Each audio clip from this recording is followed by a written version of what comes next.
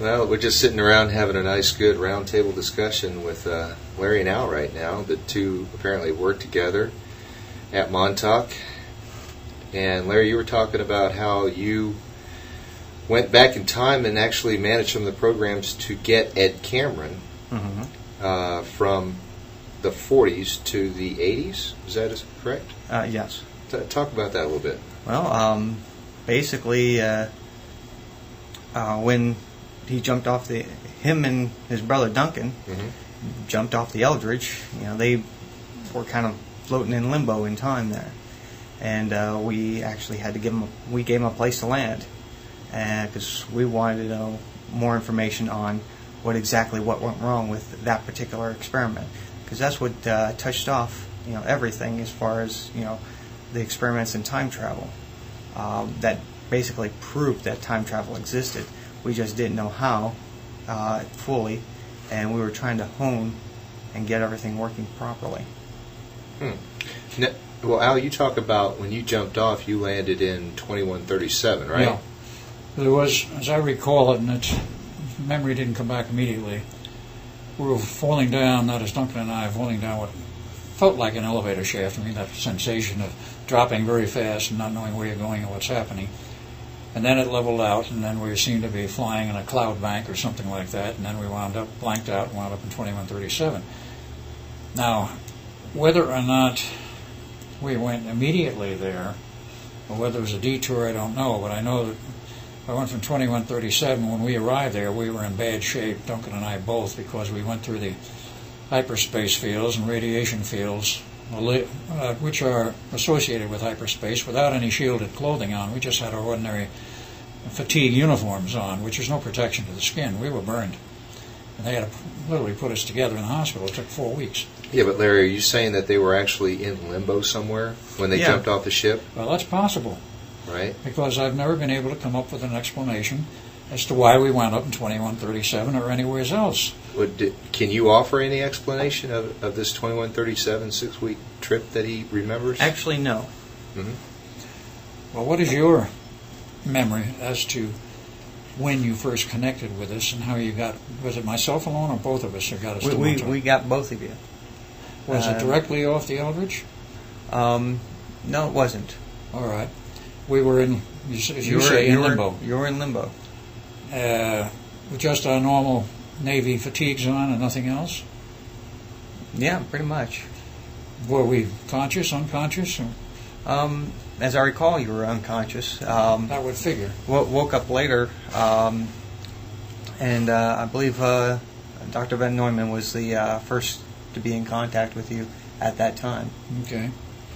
No, he was quite concerned because he knew from my report after this was all over that we would wind up in 1983 and who knows what other point in there. And he was on the station from the time earlier than 76, I'm sure, right through 83. So Larry, how do you get to limbo? Well, the whole thing started with us in 83. Actually went back to 82. And what was this? We were trying to hone and polish off the experiments in time travel. We still hadn't quite gotten it right at that point. Are you saying in terms of the Eldridge technology? In terms of getting the project itself stabilized. We could send people through, but you couldn't contain the fields of the human. Okay, everybody has their own fields about them. Their frequencies, and we couldn't contain those frequencies. We didn't know what they were. Okay. You're saying as late as 82? Or was it earlier than that? We were very close at that time. We weren't 100% though. Well, it's interesting because my recollection, of course, this is Al Bielek, not Ed Cameron. They had a lot of field instability problems from the time they first turned it on, which was about 75, 76, right up through about 79. That's about right. And in 79 they had it pretty well solved. But occasionally they still have breaks.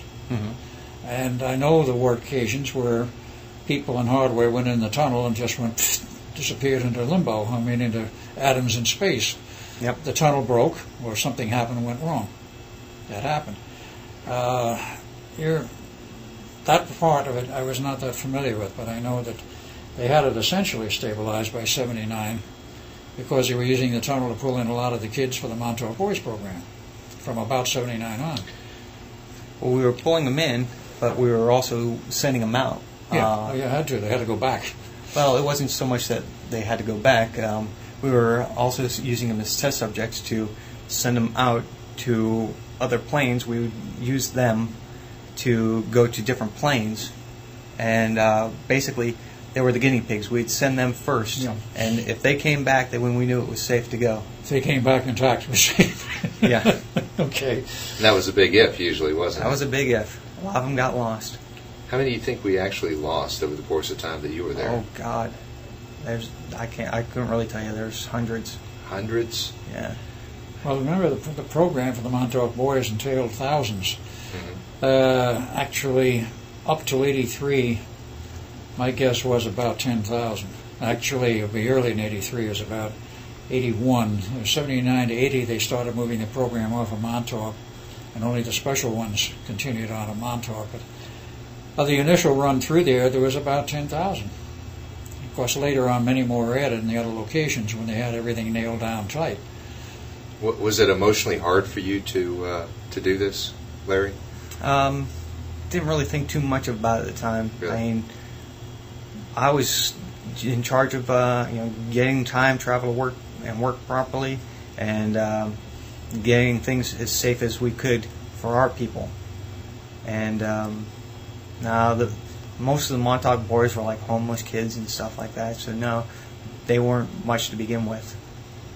They eventually turned to homeless street kids because if something went wrong, they weren't missed. You were already lost, so to speak. There are that many homeless kids out there? In New York, Los Angeles, and the other cities, there are thousands of street kids. And as the FBI statistics proved later when Phil Snyder got involved in this and quoted me the figures, there are 2 million kids disappear every year in the United States, of which 1 million have never found out a thing about what happened to them. They don't recover the other 1 million, they recover some of them, but at least find out what happened to most of them. Some of them are abductions, some of them are family problems, some of them are found, and the other 1 million they never find anything out whatever about, and that's been going on for over 20 years. So Every major city. there's a bunch of them, huh? Yeah. Oh, yeah. The statistics are staggering when you look at it, and consequently, I made that suggestion at some point in the program, stop pulling the kids off Long Island where there's families involved. Now, you're going to have problems because the families will get a rate if they find out what's going on. I says, go get the homeless street kids. Nobody cares. So, Larry, were you involved in actually getting the kids at all? Sometimes. And how would you do it? Sometimes we pull them in through time travel. Other times, they were just trucked in. From current time, whatever it was. Yeah. So you didn't need to get them through time as such because they had plenty available, but if they wanted to, they could. Now, I've got a question here in terms of getting time travel to work right. Mm-hmm. The approach that was being used at Montauk was unique. It was different than all the others. And this is one of the problems, I think, because they're attempting to cross time and space travel. You may not know of the earlier project, which was originally started in > and was an accidental thing that had started. We call it Project Southern Cross, which was the actual code name. And that involved the USS Kearsarge off of South America and the fringes of what was called the Bermuda Triangle. Doing some sounding, they found this huge crystal formation on the ocean floor. It wasn't that far down, and they sent divers down on it. And all of a sudden, the thing was activated by the fields from the Kearsarge, and it disappeared, as was found out later, into the future. It took 2 months for it to come back. It came back with all the information, what had happened, what this crystal formation was about. It was built by the Atlanteans ages ago, and they used it for transportation, not time, but physical transportation of very heavy payloads, like on a barge, like rock, cut stone, whatever, from point A to B to C around the planet. They had these things stationed all around the planet. But triggered properly, they would also be effective for time travel. Now, whether the Atlanteans knew this or not, we don't know. But as was found out by a friend who told me this, who was a high-level person in the Air Force, who had been involved in the future operations. So they knew how to do it in the future. They gave instructions in the Kearsarge, and from that point on, they had an effective time travel mechanism, which was totally different than anything else developed later. And this thing was operational from 1938 on. And that was used in some of the war work in time travel, which is totally separate from what came later at Montauk. There are obviously more than one system. And so far as I know, this project Southern Cross had no connection with Montauk. It was totally independent. And I don't know whether anybody at Montauk knew about it. Because the way they compartmentalize this stuff, Very true. you may never know about another project doing the same thing you're doing with a different approach. So, so what's your question for Larry? Question is whether or not he knew anything about the Operation Southern Cross, or whether there was any crossover that he knew of between Southern Cross, because they went into the future during World War II quite heavily. I don't know about Southern Cross per se. I do know that there was what we had perceived at the time to be an alien technology at work. Mm-hmm. We didn't know what it was. As far as Southern Cross goes, just like a lot of government project names, they get reused a lot. I know right now of 3 different Aurora programs. And one involves spy planes, the other one involves a gamma bomb, which was a project that was actually disassembled in the mid-90s. And the other one I'm not at liberty to say. But, they were always constantly reusing names. Rainbow is part of a satellite system.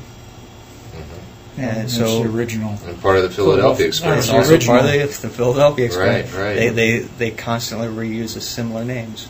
Well, I want to go back to my original question, Yeah. where we talked to Larry about how many times you actually pulled Ed Cameron from say 43 to 83, Okay. I mean- In 43.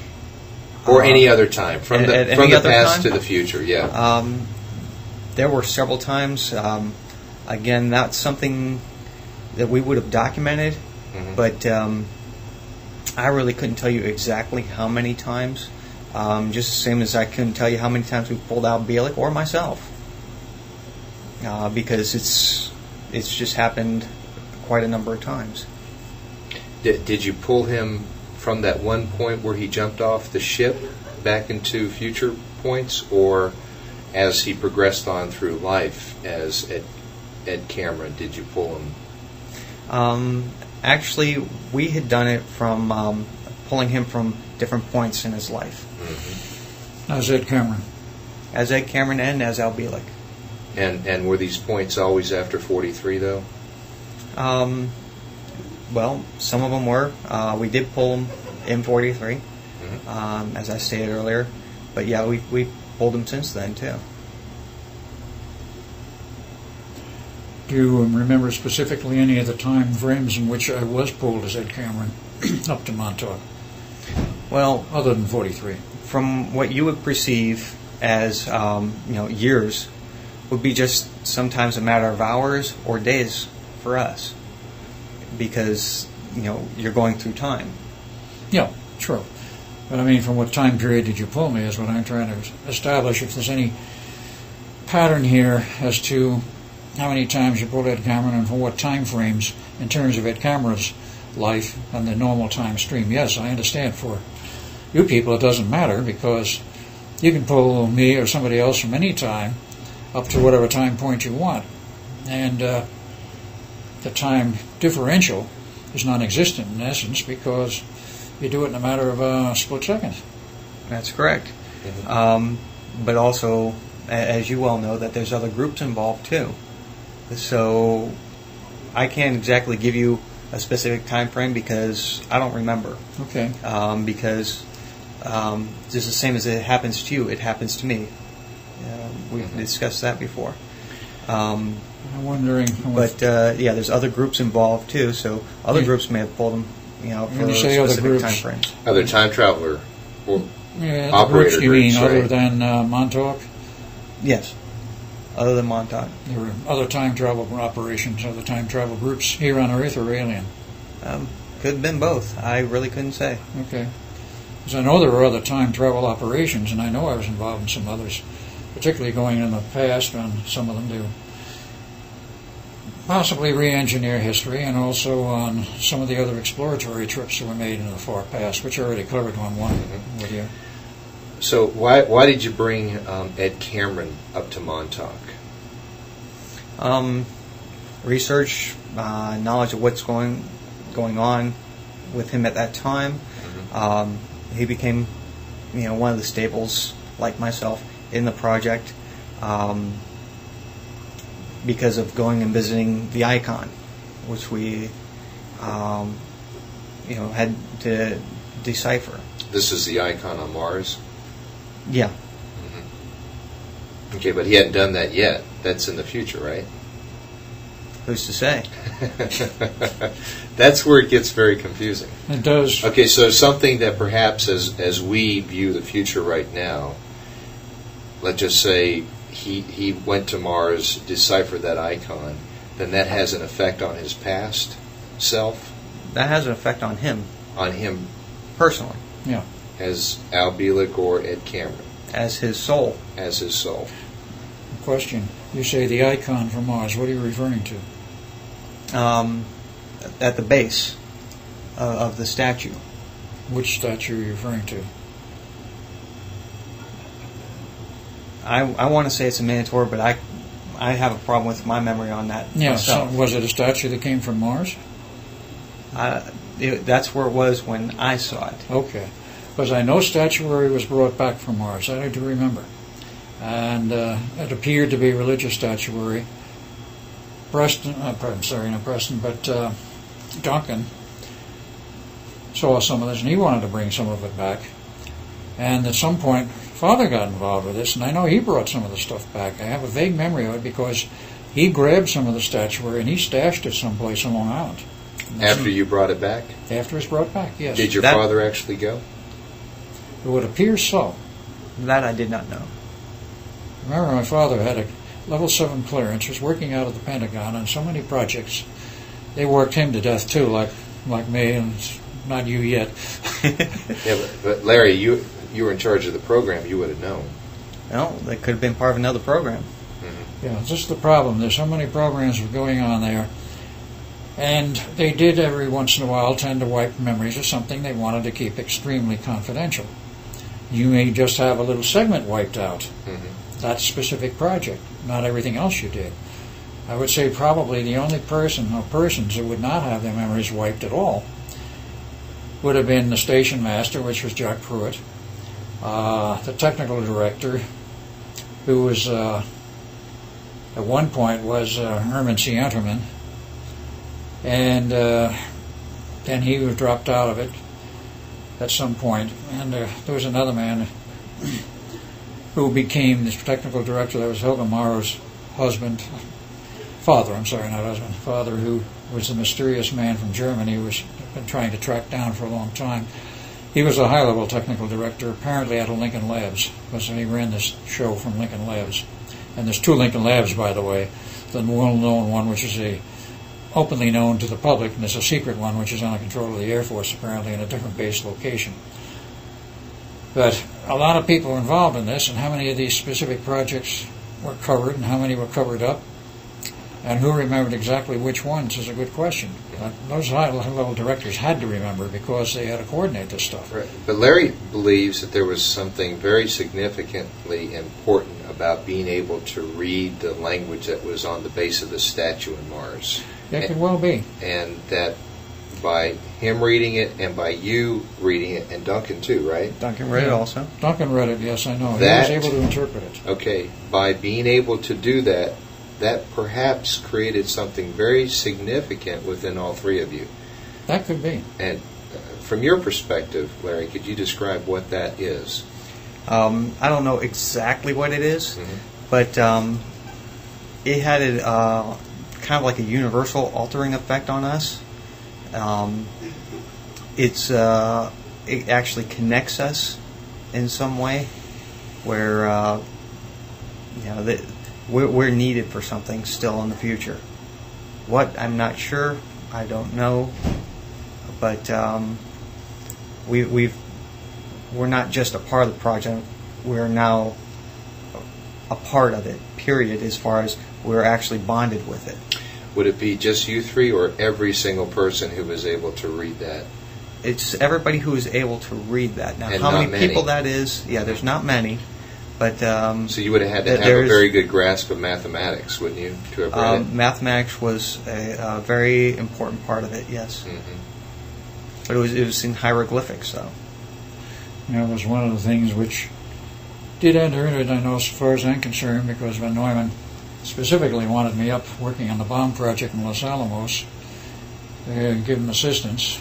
And people like von Neumann didn't ask everybody to be part of a project. At that time, my math was very solid. And I finally got into a problem, of course, at Los Alamos because I argued with Teller on his math involving what he wanted to build was a hydrogen bomb. And I said, your math is flawed. No, did he blow up? Well, that was as Ed Cameron now. That was Ed Cameron, okay, right. But this trip that you're talking about was Al Bielek taking it, right? Or was it Ed Cameron who went to Mars? I believe it was Ed. You think it Could was have Ed been Cameron? both. I think it was Ed. Could have been both. Because Ed Ed, could have been both. I went because as Al Ed, Bielek. because Ed had apparently a better grasp of mathematics than Al Bielek. Yeah, because it's been so thoroughly wiped, there's still problems pulling it back. It's starting to drift back, but it's still something is still holding it down. So I'm trying to get, Larry, what your memories are of bringing Ed Cameron back through this time chair or time tunnel process. From your perspective, were you just sort of in charge of the operations? You just brought him back and then you handed him off to someone else, and that was it? Well, it wasn't 100% it, but that was the general premises of my position. I ran the time machine. Now, we did become friends, and we actually did go off base from time to time, and we would visit a local bar. It was it was attached to the side of the hotel. Just a little one-horse bar there. I remember it was on the north side of Montauk Township. They let you guys go out? Oh yeah, Who says we they did let occasionally. It wasn't a matter of letting us, we just went. You just walked out? Pretty much, yeah. We walked out. I mean, there were guards posted, but it's like, if we're driving out, they know we have the clearance. They're not going to stop us. Right. Unless somebody directs them to stop us. Yeah, but, Ed Cameron, he came from the past. How would he have the clearance? He's there on the base. We made up the clearance on the base. He just had the papers made up at that point, right? Sure. Okay. That's very interesting about Ed Cameron coming in and traveling around. Because I remember, of course, that was the part I do remember coming from the Eldridge. I spent about 12 hours there getting the original Cook's tour and recognizing that we were in the future, Duncan and I. We didn't go off the base on that trip. No. We were allowed to go up on the ground level. They took us around partially on the ground. But we couldn't go outside. They wouldn't let us outside because of apparently the very important and tenuous connection with the Eldridge. And that's when they sent us back, of course, to wreck the equipment. But I'm totally at a loss as to when these other times were that I was pulled in as Ed Cameron and from where I was yanked. I don't know if you remember this now either, Larry, but from what you say, obviously I was pulled in more than one time, and apparently the additional times later, in terms of the sequence at Montauk, and possibly in the sequence of my life, must have been at a later point. If they're at an earlier point, I wouldn't have the memory of having been there, and something wouldn't fit. That's true. So it gets to be quite a little scramble. Who came when and where? And how was this all arranged? Well, that's what we're trying to put together right now in our little roundtable discussion. When you find it out, let me know, then we'll all know. Yeah, I think Larry's going to help us. Well, I'm trying to help, but I can only do so much. You've got part of it. Yeah. You've got part of it. You got a part which I have not remembered, so that's helpful. Well, and the thing is this happens to me too, is that, I get pulled myself. Now, whether it's me pulling myself or there's other people pulling at me, actually, I believe both are true. So. But you both remember going out to the bar and having a few drinks. Well, yeah, we used to drink Miller Genuine. There was a very specific bar because some years ago, maybe, let's see, it would have been about 93 perhaps. Could have been later too, but there was a specific little restaurant and bar right off the main drag of Montauk on the north side, about a block off. We went in there, I looked at it, I says, I've been here before. And Preston was there. I'm sure he remembers my saying it. Well, Larry, would you actually deprogram them so they would forget the memory of that present experience when they went back to where they came from? Yeah, that was part of our procedures, but that's not a permanent fix. I mean, it's never permanent. It's obviously, because you're both remembering. And what is this? I call it the Swiss cheese effect because the Swiss cheese effect because the what it is you remember bits and pieces, but there's still holes in your memory. Exactly. So it all comes through every once in a while, and whether it be something that triggers it, whether it be a smell or something, you see something that reminds you of something else. I don't know what it is, but the memories do leak back slowly but surely. Now, could you describe the apparatus that was used to issue out a brainwash? Oh, that was just part of the recording equipment that recorded the frequencies and brain waves. The human frequency, because the human body has a specific frequency to each individual. And so, yeah, we could actually take a reading of somebody's brain waves during that specific time frame as soon as they come through, and take that frequency and that particular point in time where their memories start of this event. Then, as they're getting ready to leave, you measure that particular frequency and time frame so you know how long they've been there, and you can actually wipe that. Also, as you're going through time, the time travel itself will also help wipe some of the memories temporarily, and they'll come back eventually. And that would explain why when I made those trips into the future, I had no memory of where I came from. That's correct. And eventually it would start to leak back when I was in 28th century for 2 years of their time. It was leaking back by the time I was sent back. It was. I kept asking, haven't I met this individual somewhere else before? And I got the answer no, which was an outright lie, and that was Pete. But it was starting to leak through and come back. And then, of course, they sent me back to 2137, and then I had no memory at that point of having been in the 28th century, and then I was sent back to 1983. And then Duncan and I, at that point, had any memory of 2137. When you talk about frequency, Larry, though, I think of cable television. And, because that's all frequency. That's all it is. And you can have hundreds of channels over one little tiny cable TV connection, with all these various frequencies. Right. Well, it expands out more, Think of radio frequencies; those expand exponentially, also. Indeed. Which is really different, though, than say a computer and how it uses data, because really not, because like your computer, say you've got a 900 megahertz computer. That's a frequency. Well, that's how fast it operates, but that's how fast it operates, but it's also a frequency. Okay. But it still has to have a place to store the data. So, for instance, that's why I can't use my computer to pick up all the television signals over a modem, because there's not enough bandwidth there to enable all that. Actually, at the time, we used a very crude method of reel-to-reel tape. Just to get the frequency. Tape. Yeah. Okay. And just record it. So you record that and almost have a print of that person, wouldn't you? Oh, yes. Okay, and then you were able to go in the tape and erase certain parts of it? No, we would actually take that section of what that person, was that frequency that person had at that time of being there. So we measured. We knew exactly how much was there from beginning to end, and we would actually shoot that frequency at them. So that way, it actually blanked out that particular part of the memory. So it'd be like me looking at my tape player right over there.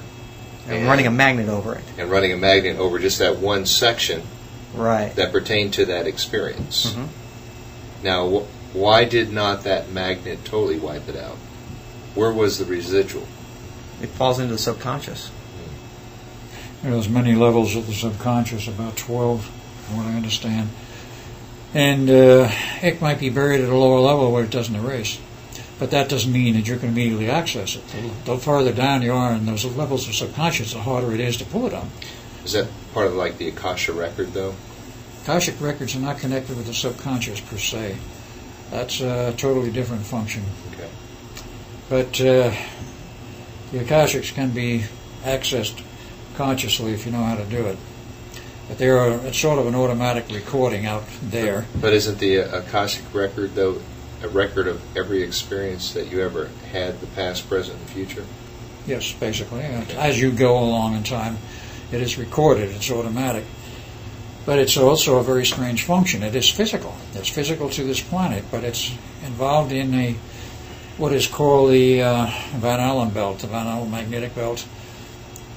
Preston has all of the details on it because he was able to research it once. But the actual Akashic records is an actual magnetic recording in the, I don't know how you express it, in the Van Allen belt, which is a magnetic domain. And apparently it can be recorded in that domain. If anything ever happens, if the Van Allen belt disappears, the entire world's memories, long-term memories, go also, because the human brain does not function internally in long-term memory. You access it through the Akashic records. Short-term is here. The long-term is out there. And if people's memory starts to fail, it means they're not reading the Akashics properly anymore. So if the Akashics ever were wiped, everybody's long-term memory would be wiped. So that's an interesting aspect. I have not heard that one yet. That is interesting. It happened about sometime back in the time of the Atlantean civilization. They had a pole reversal. Before the magnetic pole reversal occurs, the Van Allen belt collapses. Wiped out all memory. They had a way of recording everything they needed to record. Apparently what are on optical discs of very large size. And of course you didn't have 6 billion people on the planet then either. You had a much smaller civilization, even though it was technically advanced, and they were able to salvage the memories that were required and somehow reinsert them in the Van Allen belt.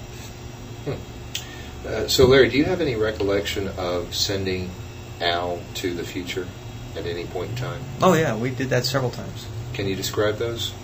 They were just missions that we sent them on, just like we sent them in the past also. And we also sent them parallel also. Okay. Parallel realities? Sure. And Didn't know they had that capability that well. We had done that with not just Al, but with several people. Can you describe any specific missions that Al went on? Do you remember any of them?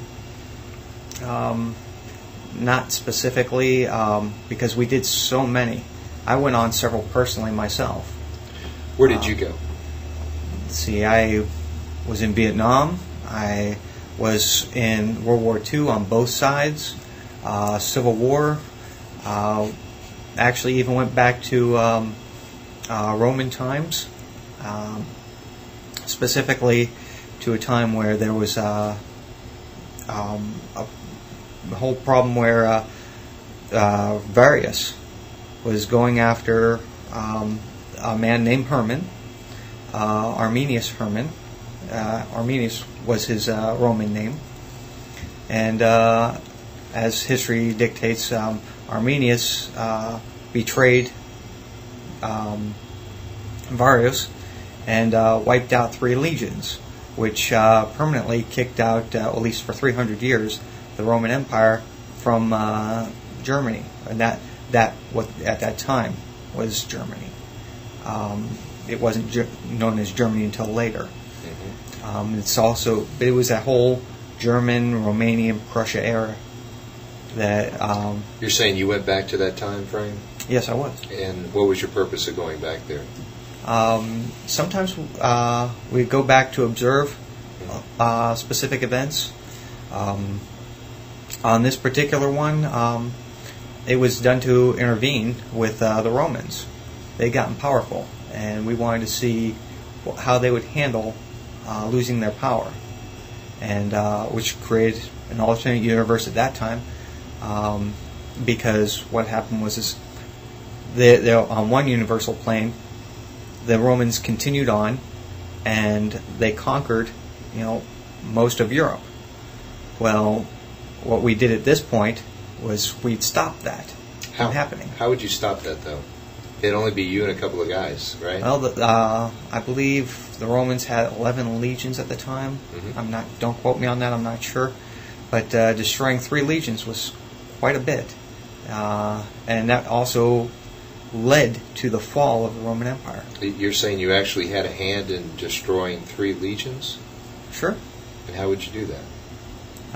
Organizing the Germans, who actually were working under oppression from the Roman army. Actually, there were a lot of Germans in the Roman army. They were commissioned as soldiers and create an uprising. But how would you, and I would imagine just a small number of people. No, actually it was quite a number of people. You had a large number of people that you brought in? Yeah, basically didn't take much. You tell them that everything they want to hear. Mm-hmm. Look, you're being oppressed. Look, you can do better on your own. Here I'll help you. I'll show you how to do better on your own. Sort of a class instruction type thing. Sure. Okay. So you would send in a number of people to sort of train them, and that was all that was needed to wipe out 3 legions? Sure. At that time, the Romans, they were pretty much ground troops. That's all they were. They, of course, they had advanced weaponry as far as swords, catapults, battering rams, that sort of thing. But they didn't have cavalry, at least not until later. And take the Germans, teach them cavalry, and then also teach them things like guerrilla warfare. They didn't know guerrilla warfare. The Romans didn't know how to act under guerrilla warfare. As I recall, the Romans were traveling through German territory to go take care of another problem elsewhere, up in a northern Prussia region. There again, at that time, it was not known as Prussia. But what happened was they were brought in and led in as friends by Varius. I mean, not Varius, but Arminius. And from that point, Arminius cut loose, left the Romans on their own, and then waged guerrilla warfare through the, I believe it was the Edinburgh Forest. I'm not sure on that. But waged war on them through the forest. And this went on for weeks. And, of course, it wasn't just the Roman army. And they had everything and everybody with them. They had families. They had merchants. So that you got these Romans trying to get through this treacherous, woodland all by themselves now, and they're under attack. And so they have to go used to, right? A manner that they're not used to. Mm-hmm. They don't know how to fight in close quarters. Under guerrilla warfare conditions. Somebody shooting at them from behind a tree with bows and arrows, and it became quite detrimental to them. So, Larry, I'm not an expert on Roman history, but are you describing a reality that I'm living in presently as far as what happened with the Romans, or are you describing something that happened that branched off to another reality? That's something that happened that is now in the current. In this current reality. In this current reality. So was that you can go back in the history books and look it up and read what you're describing. And had you not done that, then what would have happened? You would have had the Roman Empire a whole lot more powerful than what we knew it to be, and would have existed a lot longer. Because this, in fact, was part of the downfall of the Roman Empire. And did that turn out to be a bad thing for present-day mankind? Had they been stronger and longer? To be honest with you, I don't remember exactly what it all entailed. But it was just something that was instructed to do as an experiment at the time, and discussed later and debrief, decided to be left that way. So you were not always privy while you were doing these exercises as to the rationale behind them? No, not always. Do you recall at that point, Larry, who set that particular program up to change the history of the Roman Empire collapse sooner? I don't remember. For all I know at this point, it could have been me. I really don't know. I couldn't tell you. It must have been awfully fascinating, though, to be able to go back a couple thousand years, let's say, and see what things were like. Really like, yeah. I mean, really like. You know, we could experience it directly. We could look at it in a book, you know, see sketches, but to experience it. Yeah, that's a totally different story. Yeah, and Al, you've experienced some of it. Oh, yeah. But you also had to be careful, too, of a lot of things. Like at that, juncture, you'd have to learn different languages. Dress also, like the natives. Dress like them, yes. Like, for instance, you couldn't shave, because, nobody else shaved.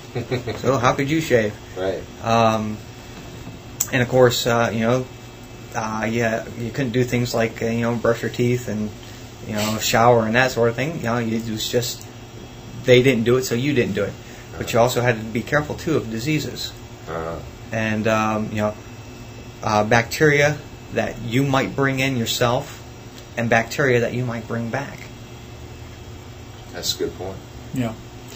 It is because of the plagues that existed in the older eras, like the middle era of the 1300s and thereabouts, and some of the earlier periods there might have been plagues, which I believe there were some recorded. Those particular species of bacteria apparently died out, but if we brought them back to this era, we might not have a means of defense against them. Well, what if you sent someone in the past and they shaved? Someone noticed that, thought they were a witch or a warlock, and killed them. Well, I'm not saying it didn't happen. I don't think quite to the extent just because somebody shaved, but... just as an example. Yeah, as an example, yeah, you had to be careful. And that was something we tried to pay attention to detail. But wouldn't that cause a problem in space-time for that person to have gone back 1,000 years and died? We tried to regulate that, and anytime somebody that we know died, we did everything we could to recover them. Recover the body? Yes. Yeah, and what was the reason? Was it to dampen or balance the time wave? No, so that basically it wouldn't disrupt that section of history. We've already damaged that section of history. We don't want to damage it any further for us in the present. Right, because that person could have had cavities or something like that with fillings. True. Right, and when that person died, they could have looked and said, "What in the world is this?" And that would have changed the whole mindset or paradigm around people. Right. Right. So you would actually send in teams of people to go get the body and bring it back? Well, I don't know about teams, but we would send in 2 or 3 people. Well, couldn't you just focus on that body and zap it back in? That came later. We were able to do that later, but not initially. So you say you also went to the Civil War? Yeah. Ran it both ways, just like we did with World War II. Okay, well, you ran the Civil War. Let's focus on that one. Okay. Al, were you involved in that project at all? I don't believe I was, but I know somebody who was. Larry was. But you know someone else who was. Oh, yes. He went out and he told me the whole details of it. Now who was that? Operated as a team. The team was a male-female team, so they would pass for a couple of the era. But he said there were many couples involved in that entire team operation to change the history of the outcome of the Civil War. So up until 1863, it was obvious the South was winning hands down, and that was not changed. They changed it from the point of 1863 onward, so that the South lost. And he told me exactly how they did it. He remembers it very clearly.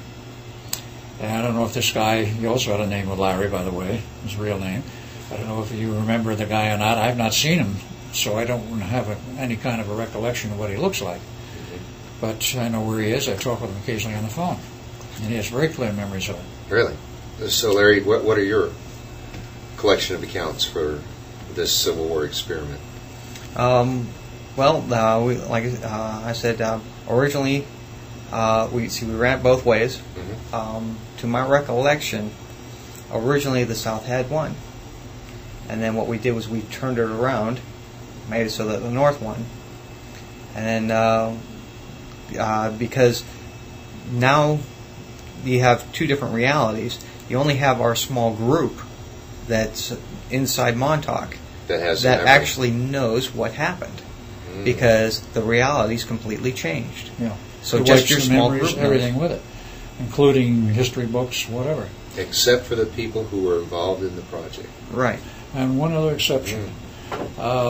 This is a very interesting exception, because I ran into a lady who is a good friend of mine up in northern Arizona. She remembers clearly her past life in that era. She said she lived through the period of the Civil War, and she remembered the South winning the Civil War. And the capital of the United States was moved down to Richmond, Virginia. And she died in the 1880s. So she died with the memory of the South winning the Civil War. And she's reborn, and she says, I still remember it. And I said, but that isn't what the textbooks say. I know. I told her that. I said, I know other people have gone through the same thing, and I have seen talk with other people who have insisted the South won the Civil War. So there are a few exceptions, and apparently there's a little slot there you can drop through.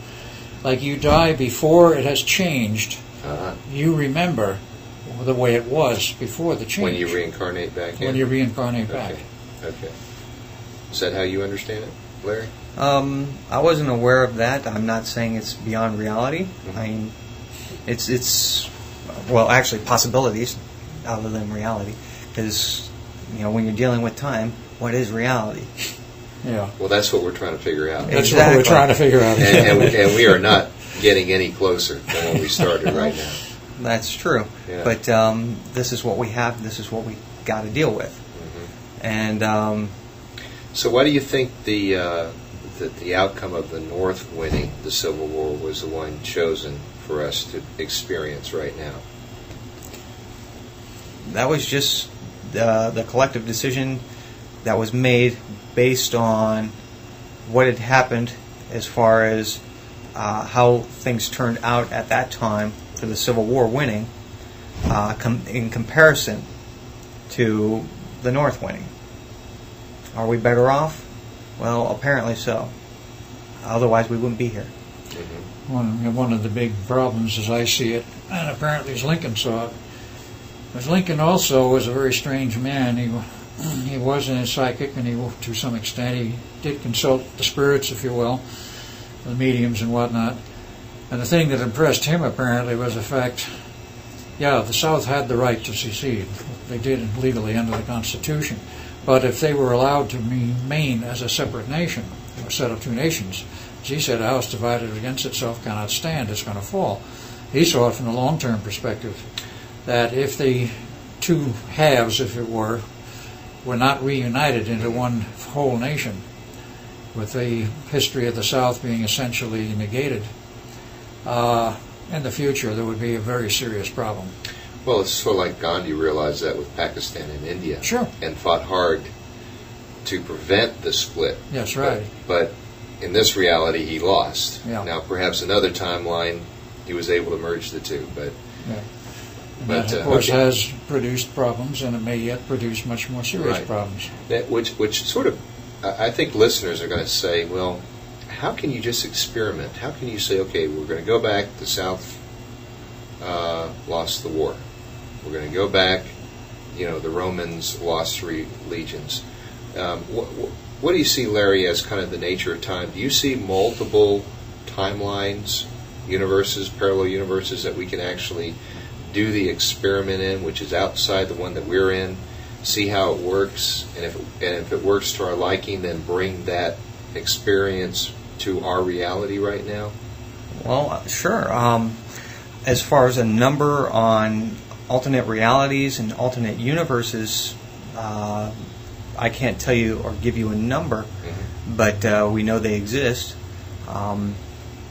Just as that you can look out, into the galaxy, and you can see different systems. I mean, there's literally billions of different systems out there. We don't know how many there are. You mean star systems? Sure. Right. But, okay, but do you think it's an infinite number or a fairly small number? Personally, I believe that it's a smaller number, but I can't say for certain because I don't know. Mm-hmm. That's my personal belief. I believe it's a smaller number. Okay, so my earlier explanation of what was going on, though, were a lot of things happening in alternative. When you did this experiments, did you do it in our universe or our reality, or did you go to another reality and do the experiment? Well, see, there you're creating paradoxes. Exactly. And, you've got many paradoxes there. Every time you go back or forth, whether you go behind, back in time or forward in time, you're creating a different type of paradox every time. And there again, it depends on how many parallel universes there are before stuff starts happening. So I think what you're alluding to is after a certain number of paradoxes, stuff happens. Yeah. Right? And what is that stuff? You, if you go back and forth and change the alternate realities enough on one specific timeline,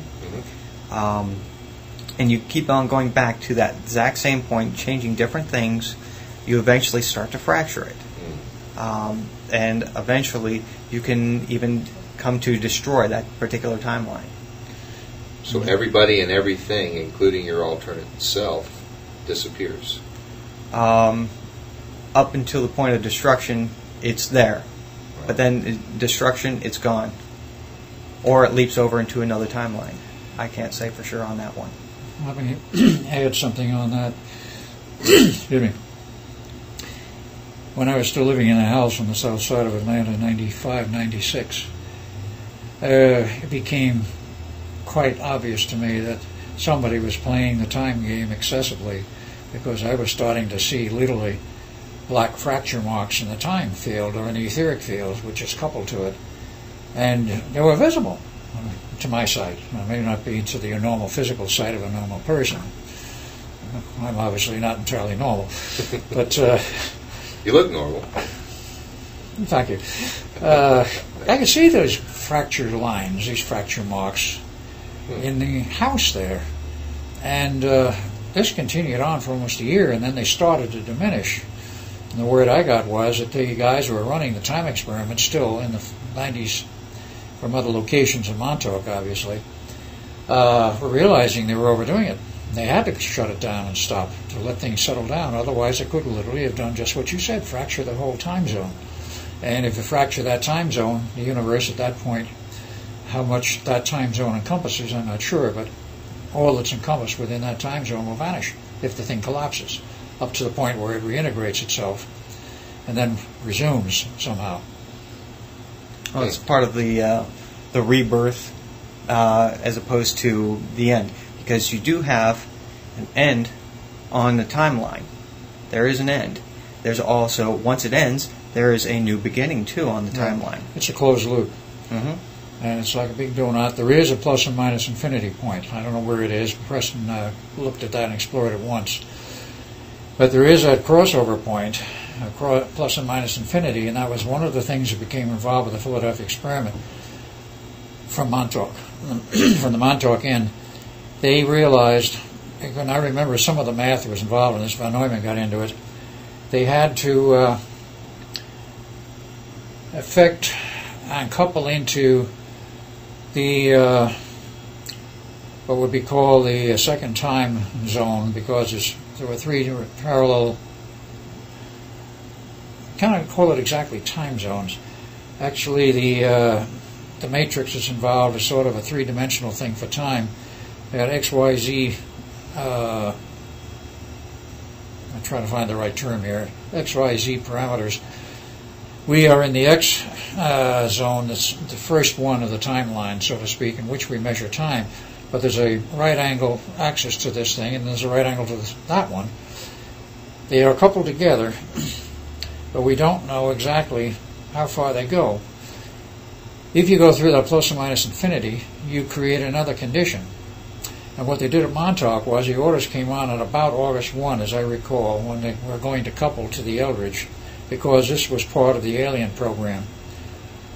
You wanted the station on 24 hours a day, 7 days a week, in order to go through the plus and minus infinity, and in order to create another condition whereby they couldn't couple to the Eldridge and to the Philadelphia experiment.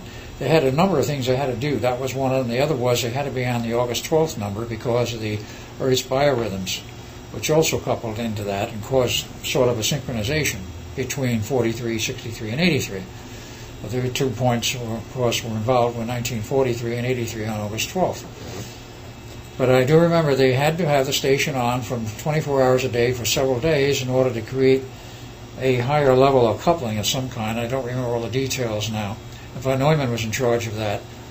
Because prior to that, they never used the station more than 6 or 8 hours in any one day, and then they were shut down for a couple of days before they did another number, whatever it might have been. But that was another part of it. They had to go through the plus and minus infinity. Well, Larry, do you have any recollection of that? Oh, sure. But those were just basically, we were doing what we were told to do. But yeah, that happened. And it happened very close to that. You know, sometimes we'd be, like Al was saying, we'd be shut down for a couple of days after running for, a few hours a day. Sometimes, we'd be turning around and we'd go right back to it the next day. So there wasn't any specific time length that we were doing anything. We would go and do our experiments. We'd debrief, do an evaluation of it, and see what we learned. And then we'd turn around and we'd do more experiments. Well, I think what Al's alluding to is there was this coupling between the two projects of 83 and 43. And in order for the projects to couple, the station had to be on for several days. Because given where the biorhythms of the Earth were on those 2 dates, by creating this jump, or him going from 43 to 83, this opened up a tear in the dimension? It opened up literally a fracture of space-time. It didn't totally fracture it, but it caused an opening, a doorway. It caused a doorway, okay, yes. So that, I think, as we discussed, so that extraterrestrials could actually use that. That was their intent and goal, was to use that to get large ships from the Draconis Major Empire through to chase after their long-term enemies, the Andromedans. And they used the Philadelphia experiment and Montauk Project lockup as their means of getting through to this reality, apparently. So the question would be, Larry, did you ever come across that in your work? Or I do remember leaving it on for an extended period of time. The reasons were not fully explained to me as to why. As many things were not fully explained to you, right? Right. So basically I was doing what I was told. Right. But don't forget, though, I did have a say in things. But if somebody wanted something done, I would go and do it. I wouldn't always question. I didn't always need to know. Well, let's get to that famous incident of 1983, where Junior enters the scene. Oh, yeah. Dear Junior. Just to sort of recap, what was it in the morning? You were there as Ed Cameron. That's right. Right, and then you had left. Yeah, right. Duncan and I left. We were sent back to the Eldridge. And then later on that afternoon, there was a grand plan, a scheme in a sense, to sort of shut the project down. Right. According to Al Bielek, that we've talked about. And out of the mind of Duncan Cameron comes this beast. Looks like a Sasquatch, Bigfoot, whatever. This thing is actually taken from the mental into the physical. Larry, why don't you give us your perspective of what happened that evening? Okay, basically, we were able to bring out, like we could have Duncan at one point but we could also remove him from another time point and have them in the same time frame together in the same space, in the same area, and not have an effect. When Duncan was sent back to the Eldridge, we still had another Duncan with us. At that time, he was being used. What part of stabilizing the time tunnel is for the human factor. We were using psychic energies, and that helped with the human factor at the time. We had gotten more advanced with that later. But basically, what I believe happened was Duncan found, while he in his psychic state, found this creature, which there again I believe to be alien, called him in to our reality. And this creature went stomping around, destroyed a number of things. There was we tried different things of trying to get rid of it. I remember that there was some shooting going on. That was ineffective. And then Larry, did you actually physically see this creature? No, I didn't see it. I saw it on cameras, but I was inside the base at the time, inside buildings. There was a lot of people that were afraid to go outside because of this creature. He didn't exactly come into any of the buildings per se. He was stomping around outside? He was stomping around the base. Oh. And did he ever go outside the base at all? Well, that brings up a very interesting point. Where we were trying to get rid of him, and we just couldn't figure out how. Wake Up Duncan, that didn't seem to work. Ended up destroying some equipment, that didn't work. We had auxiliary equipment. What we did was we used that, and we actually threw him back into the time continuum. Basically, we threw him back into that limbo. And personally, what I believe is he keeps popping in and out. He's lost.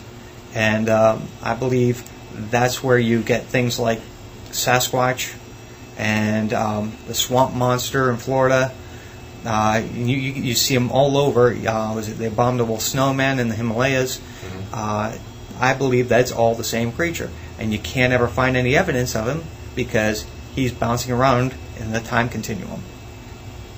It's in and out of our reality, in other words. Yeah, he's lost, and he keeps jumping in and out. So what did it take to ultimately shut him down, though? We just threw him back in the time continuum, and... So it wasn't the destruction of the computer equipment? No, we had auxiliary equipment that we were able to put him back into the continuum. But he still appears. So he's not 100% gone. Well, he's apparently frozen in time because you can take a picture of any time you want when you're out there with an ordinary camera. We have some on the CD of pictures, and when you look at the picture, you can really sort of make it out of who and what he is. Okay. Now, I want to tie this together with one of the other persons that we interviewed, was Stuart Swirlow. He said when he believed that all the equipment was destroyed, the computers were destroyed during this event, and he said as soon as that happened in 1983, he went immediately into a severe depression. But because he felt like he was a Borg that was disconnected from the Matrix in a sense, at that exact point in time. Any perspective on that you can give us, Larry? There again, I can't say if that was something that actually happened. I wasn't. I was obviously running around trying to take care of things at that time. We had a severe problem on our hands. I could view him on the cameras, but that was about it. As far as the creature's state of mind, I'm not a psychologist. I couldn't say whether he got depressed or whatever. But also, you got to remember, he was brought out by Duncan using his psychic energies to control a time porthole. What it was is we actually had not necessarily an army of psychics, but we had a group of psychics that this was their specific function. And they also helped, along with the equipment, to help grab him, the creature, and put him back into the time continuum, so to get him out of our reality. Put him back to wherever it was he came from. Obviously, he's still lost. You definitely got him out of our reality because he ceased to have any interaction, whatever, physically. Okay, but our computer equipment that was used to run this program was not totally destroyed, as you No, recall. we had the equipment that you're talking about was on the surface. Exactly. There is many levels to Fort Hero, Montauk, and we went to the auxiliary equipment that is underground. To actually grab him. Also, we had a room set up that was specific for the psychics to all gather in, and we could actually harness the power of several psychics at once. Whereas before, when this whole thing started, we were just using Duncan. Initially it was just Duncan, then there were others trained, right, but normally they only sat one at a time in the chair, which was a surface building where they had that equipment. I was not aware of the multiple setup below ground. Yeah. I don't think I ever saw that. If I did, I've forgotten it. But I know there were multiple psychics, that's true, and I helped train some of them. I pulled them out of the Montauk Boys lineup because they had psychic ability, and says, you're going a separate program, you go elsewhere. And one of those turned up in Phoenix in one of the bars before I moved to Atlanta. And I got quite friendly with him, but he didn't remember anything about what he'd been involved in. But I could read it right off him. But he'd been involved in Montauk as a psychic. Well, I'll tell you what, let's take a little break, and then we'll continue our conversation at a future point. Okay. Or have we already had it? Good point.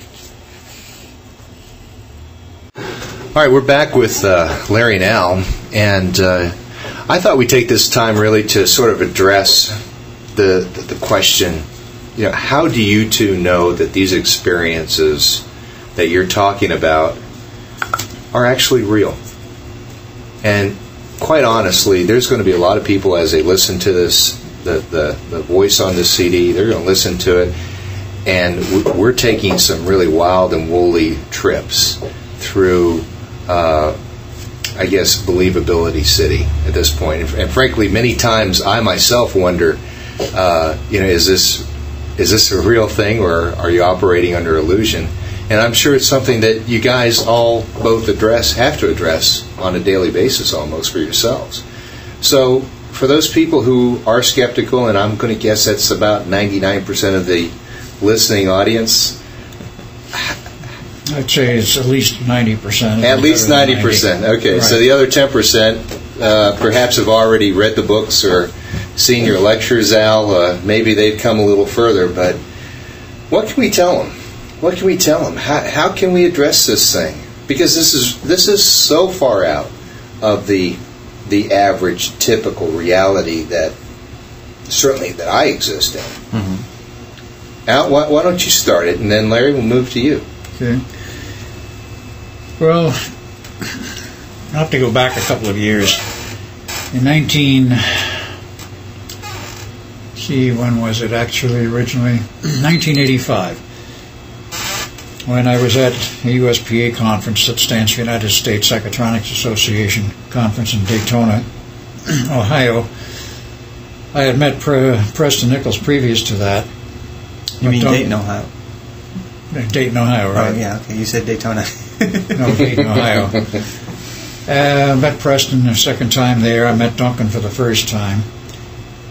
And quite aside from the fact that I already knew Preston and some of the wild stuff he was into in terms of really hardcore electronics, because that was his forte, Duncan was off into more metaphysical things.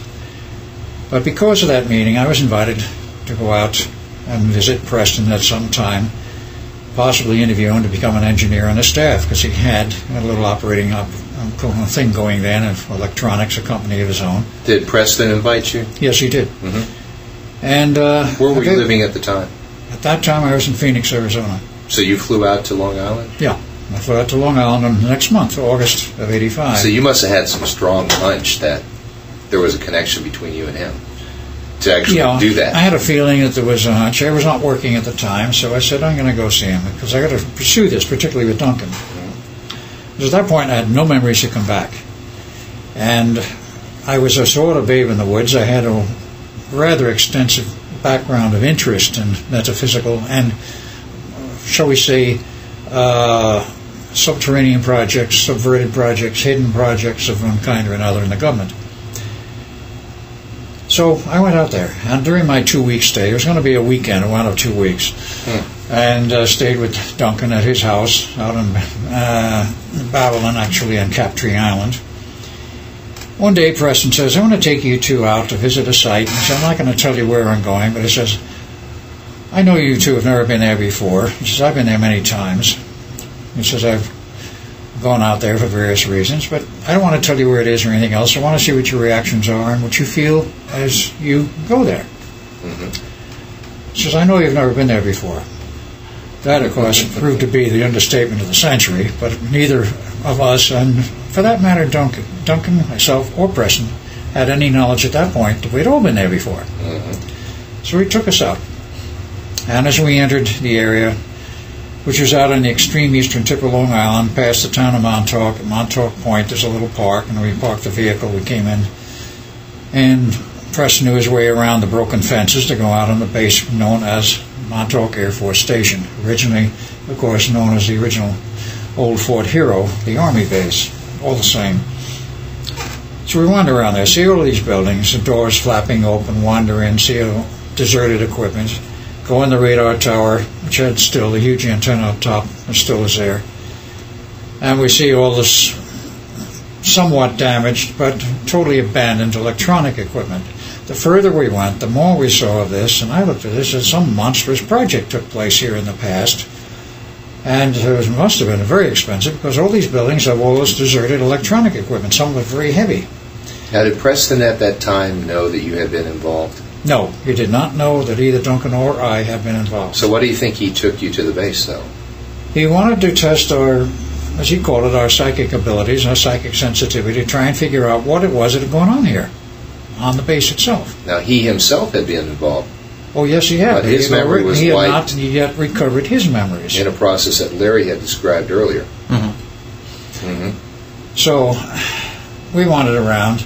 I picked up on the fact that said at certain parts of the base where we walked, near the radar tower, and also we saw one of the wooden buildings which was totally smashed in, like somebody come down on the top of it with a fist. And it was literally flattened. It wasn't blown out. It was totally flattened from the top down. I looked at this, and I started picking up on my sensitivity. I said, some kind of a monster had wandered around on this base at some point. I wouldn't want to be here on this base at night. I said that, and I said, Duncan, do you pick anything up? He says, yeah, I picked up the same thing as some huge monster wandered through here. I said, how big do you think it was? Well, he didn't come up with a direct answer, and I made a mental estimate. I said, this thing was anywhere from 12 to 35 feet high. A real big creature, if it was physically real, which, of course, subsequent investigations proved that it was.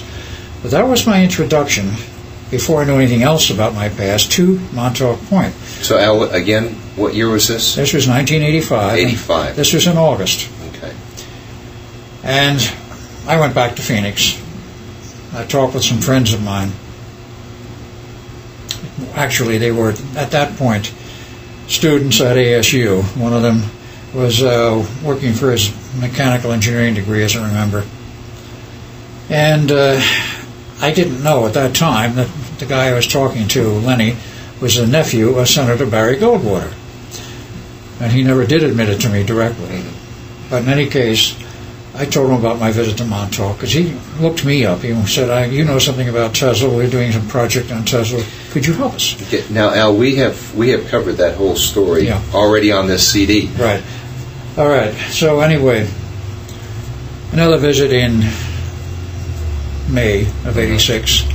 It was at that point that my memories were recovered. But I look at it this way. The whole 9 yards, all the physical evidence of a wrecked project, all these buildings with wrecked equipment, some of it intact, some of it smashed, some of it's been walked off with. It was small enough somebody could carry it out. They did. And here we see the evidence of a huge operation, which was abandoned. obviously very suddenly, because it was evidence of a very hasty exit by whoever was there on the base. And it was just left. As we found out later, it was in 1983.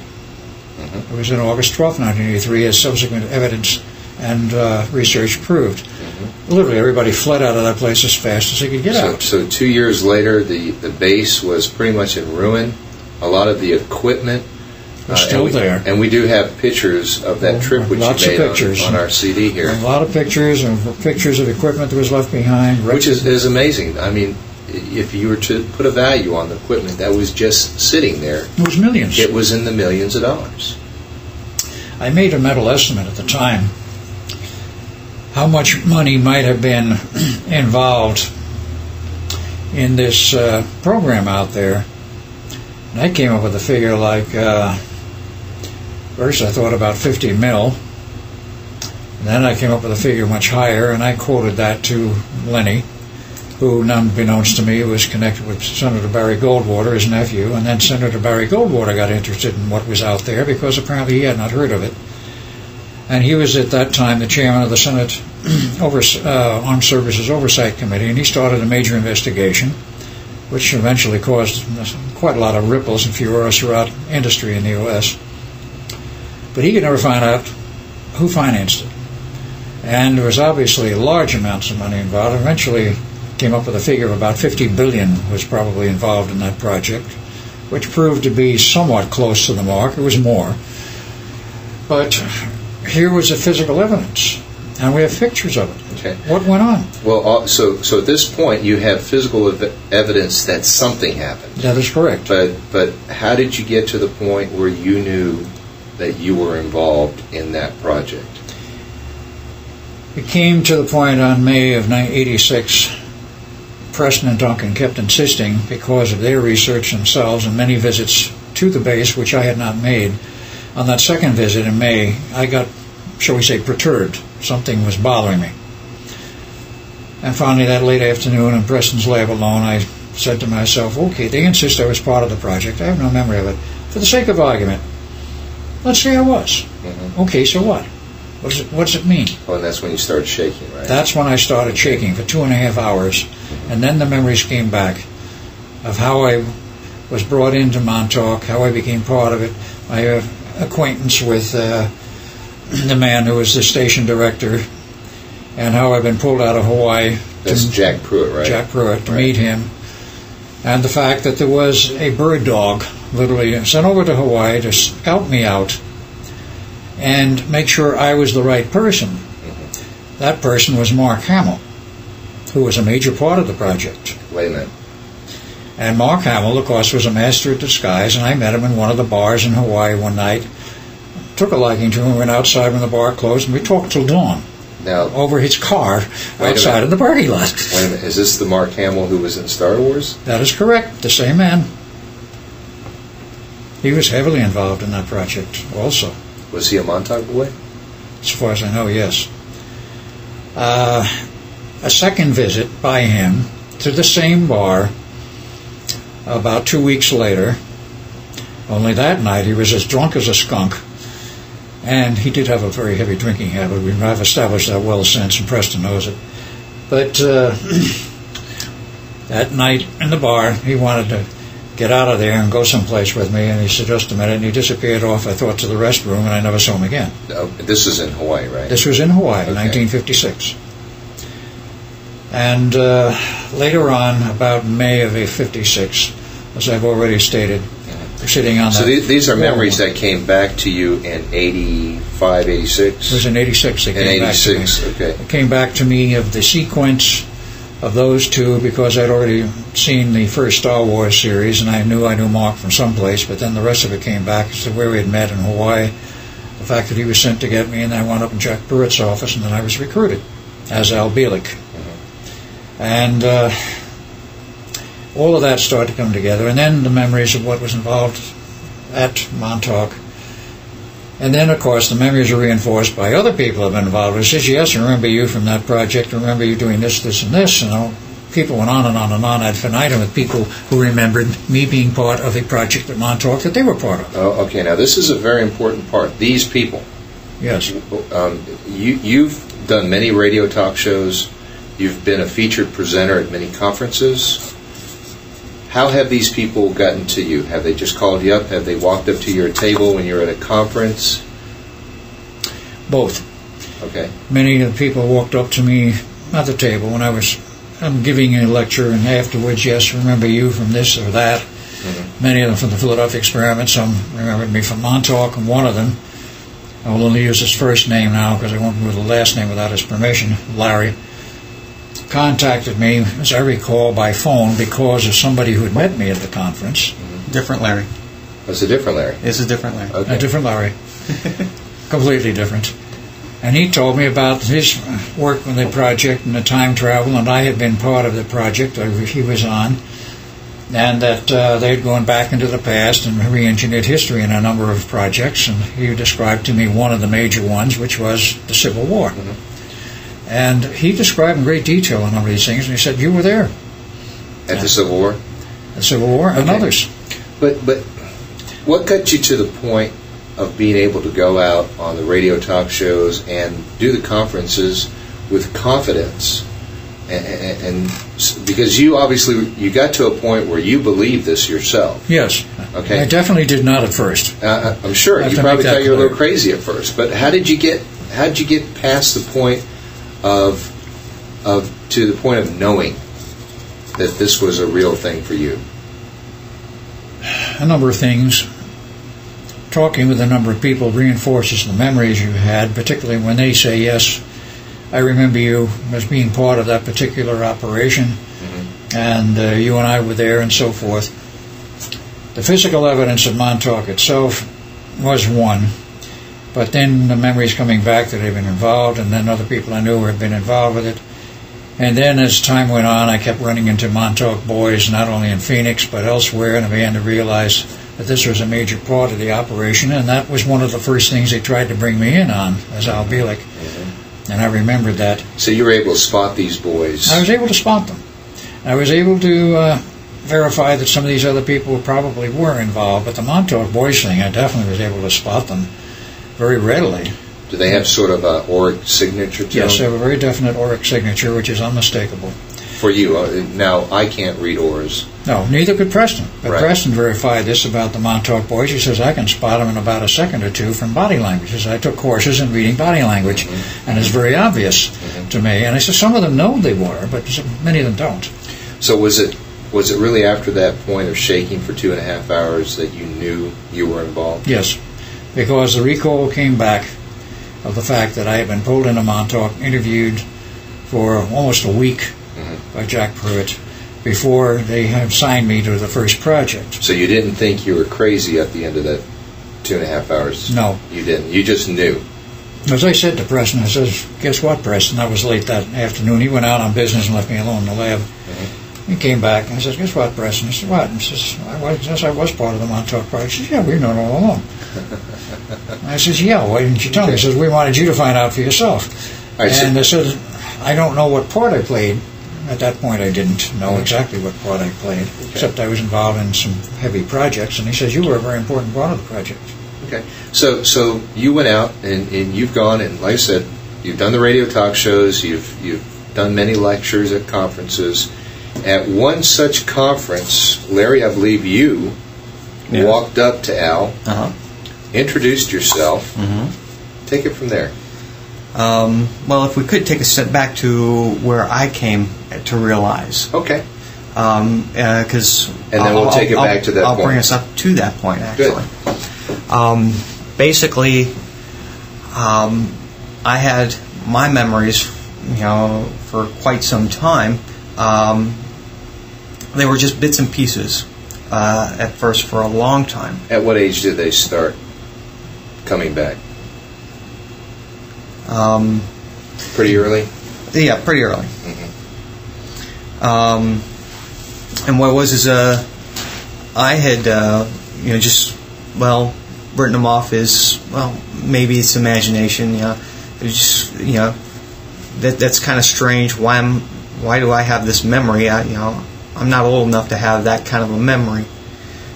So, anyways, time went on, and as I got into the workplace, I did a lot of government contracting, and this was stuff that basically it came to me. Contracts would come and go, and I would do various things for the government, as far as building things, working on projects, and I could get out of it as far as my contract would end. I'd go do something else, and then 6 months, a year later, I would end up back, doing some sort of government job again.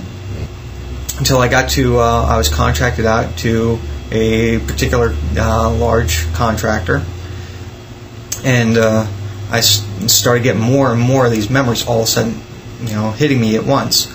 And I also started finding this reading material. It was more or less being given to me. It first started out with a conversation between me and my brother. He was talking about quantum physics and the possibility of time travel. So I said, okay, well, here's my views on it, and I expressed it to him. Something must have struck a chord with him.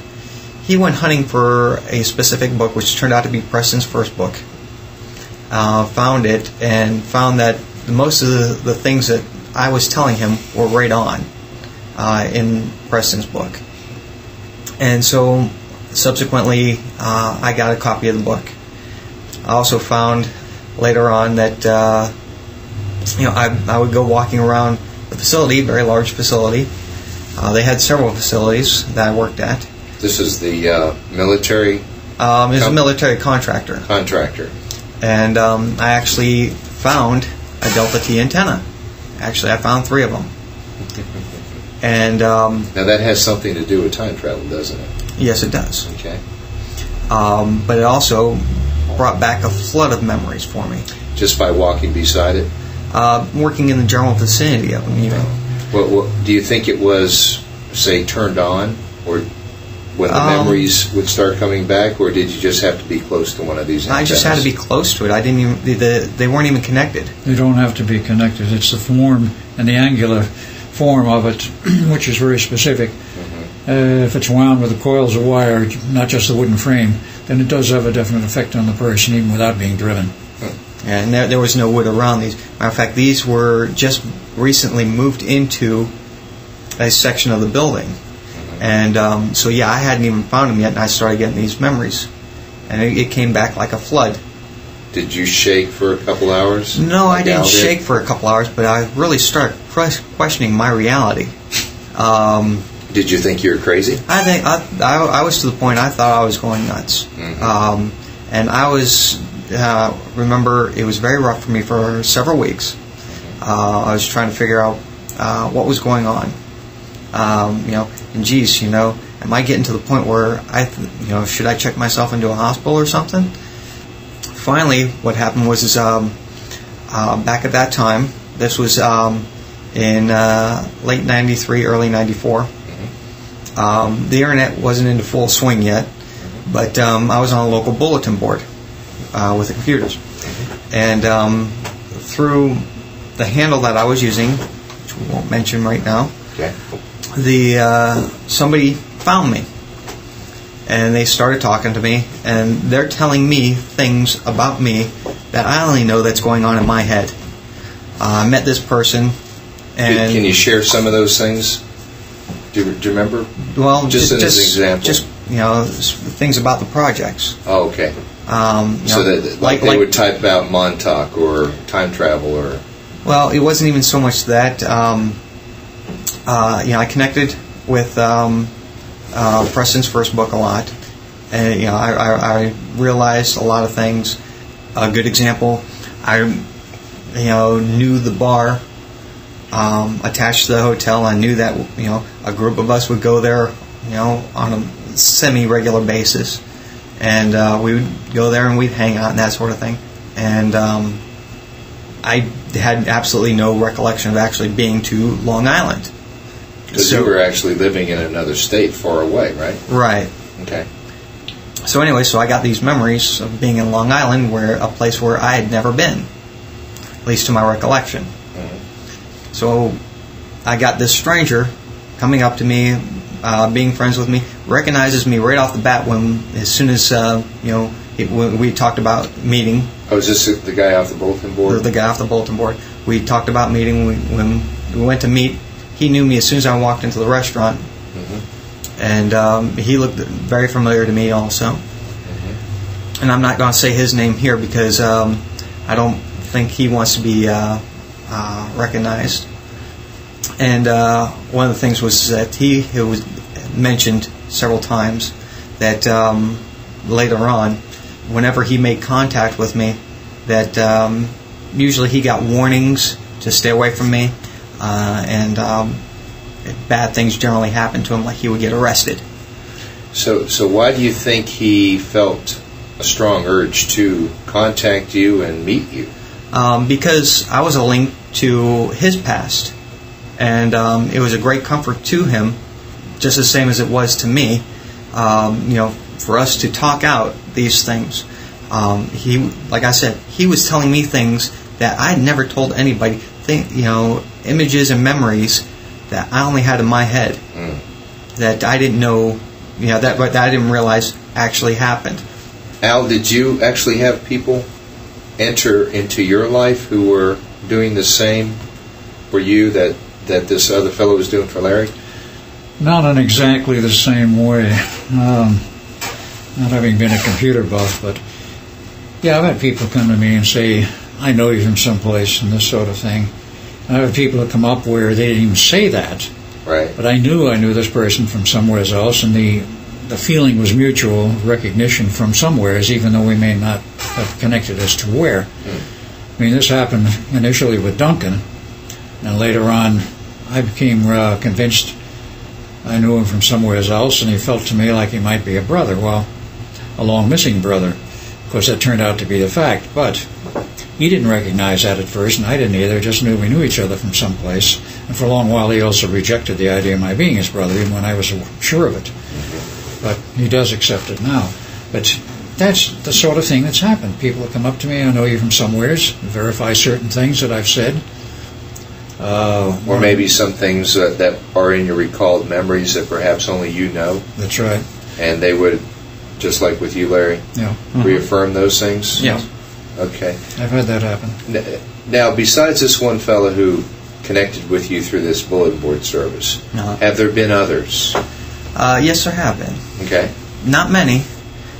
There was somebody else who also later on had come onto the bulletin board, whom I recognized. Mm-hmm. Basically, I recognized him. He denied it at first, but later on admitted it, that I knew him from Montauk. But I didn't tell him what I knew of him at Montauk. He later on came out and admitted that to me. He was in the psychic program, and from what happened there, he was actually one person. This was in late '83. What he did was he didn't like what was going on with the project, and he actually killed off the psychics, and he did that psychically. So basically he murdered the group of other psychics. Then why is Duncan still around? Duncan wasn't there at the time. Duncan has got his own problems that he's just wasn't worth it, I guess. I don't know. This is what this guy admitted to me, and this is also what I remember. Without me telling him that. So you remember that there was a person who psychically killed off all the other psychics. Mm-hmm. And he wanted the project to end. What was his objection to this project? Do you recall? No, because then and at the time when we, had reacquainted each other, he still did not want to talk about it. Because, I think from our other conversations, Al, we felt that the project was shut down in August of '83 because of this monster that was running around. Mm-hmm. And then after that... This was after that. you said, what was it, in 85, Al? You went back to the base, so that was really just a short period of It's time. 87 I went back, but... 85 and 87. Or was it 87? It was Okay. 87 for me. The thing which I think I made clear in the prior conversation was the surface operations. The primary system was shut off, was sabotaged and put out of operation on the night of 12 August 83. But Yeah, everything went underground. But everything else underground was not affected. But why would they allow people above ground to go above ground? I mean, that part there, or that base, was open basically for anyone to walk in and out. No, it wasn't really, because they had guards and they had fences and there was high security on it while it was operational. After that period, when it went down, they came in and sealed off with concrete all of the underground entrances in the various buildings. They had to demolish a few buildings to do this, where there were staircases going down, and to put a plug in the elevator shaft in the radar building also. You also got to remember that there's not just on the base itself, in the buildings, it's not just where you can access underground. They wanted to make it appear like the entire base was abandoned. There were other entry points. There are other entry points. There were other entry points which were left active. I mean, I would imagine that some of these entry points would have had to be rather huge to truck in the food and supplies that needed to be put in there on a daily basis. Usually that went in on the elevator and the radar shaft. The radar that was gone. But there's also underground passages that they can truck that stuff in. Yeah. Now, we have heard mention that there are a whole series of underground tunnels. That's correct. And that they go all over the planet, essentially. All over Long Island, and there are interconnections with these artificial tunnels on the underground rail system, which is a misnomer, which go all over the United States, and probably there are others that go all over the planet. Those which go in other parts of the planet are probably not built by us, they're just being used. They're reconnected, so to speak. The tunnels have been utilized by us that were already there. And much of the system, which started to be built in 1959 by the various contracting organizations to the military, was for the underground tunnel system, communication system, as connected with the bases they were building for the aliens. Now, there are other tunnels which have existed for a long period of time, and there are other cities underground which have existed for a very long period of time. They may well have been interconnected. Now, Al, you've been actually in this underground subway. We'll just call it a subway. Can you describe for our listeners what this subway looks like? Do you have memories of that? Yeah, there were standard platforms where you went in.